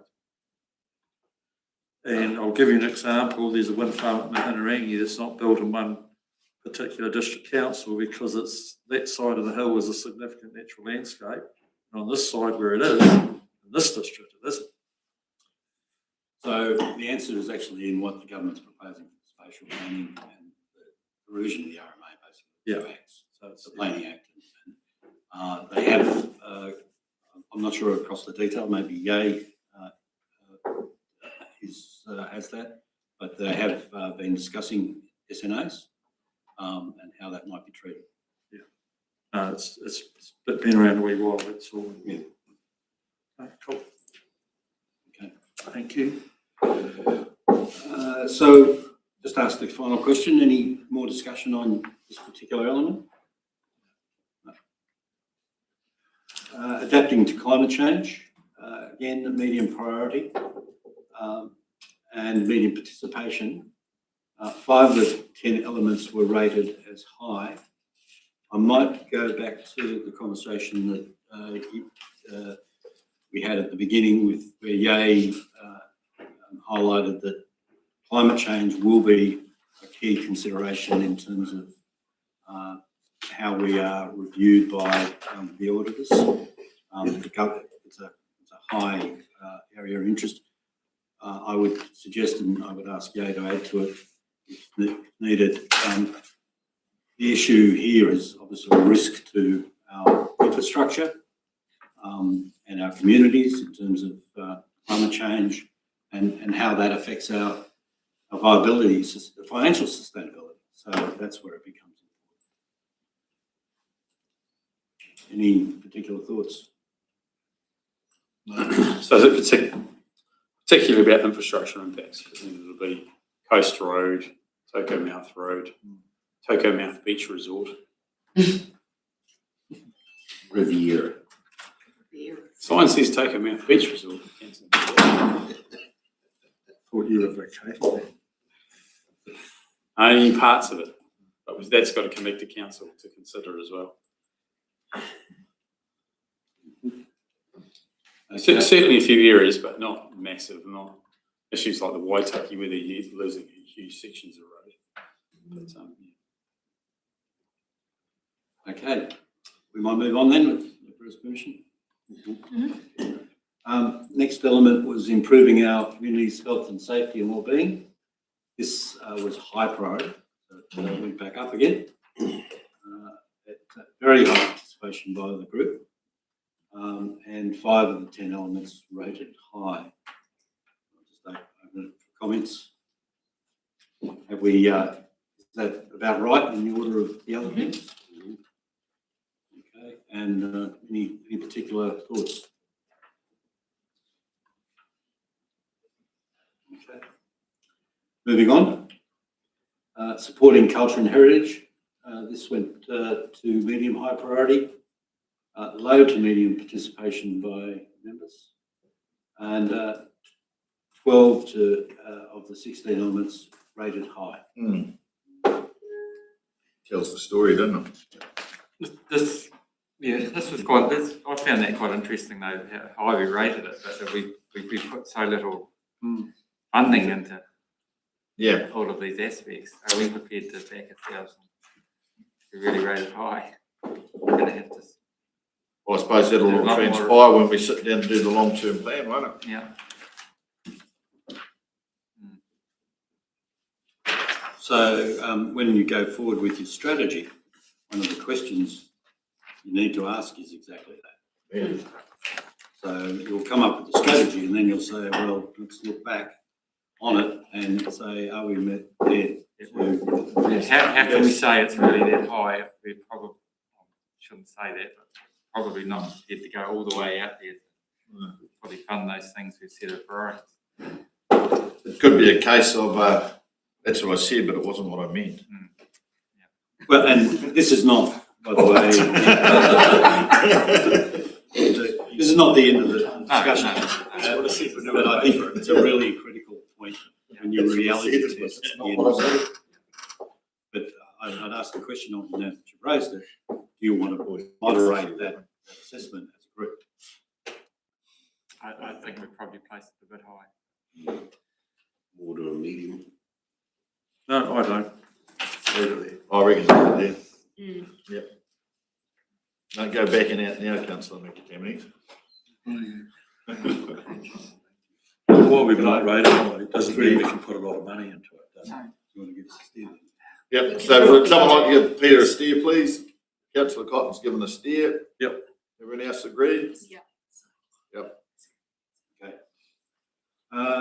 Just what's next? I think we've covered that, the directions. So that I'm finished. Unless there's any more questions. Well, no more questions on that note. We'll wind it up and we will get back into it at 1:30. Is there any advances on any more for the public forum apart from the two? We'll just close the live stream and we can chat and I'll give a couple of, give a brief update. Yeah.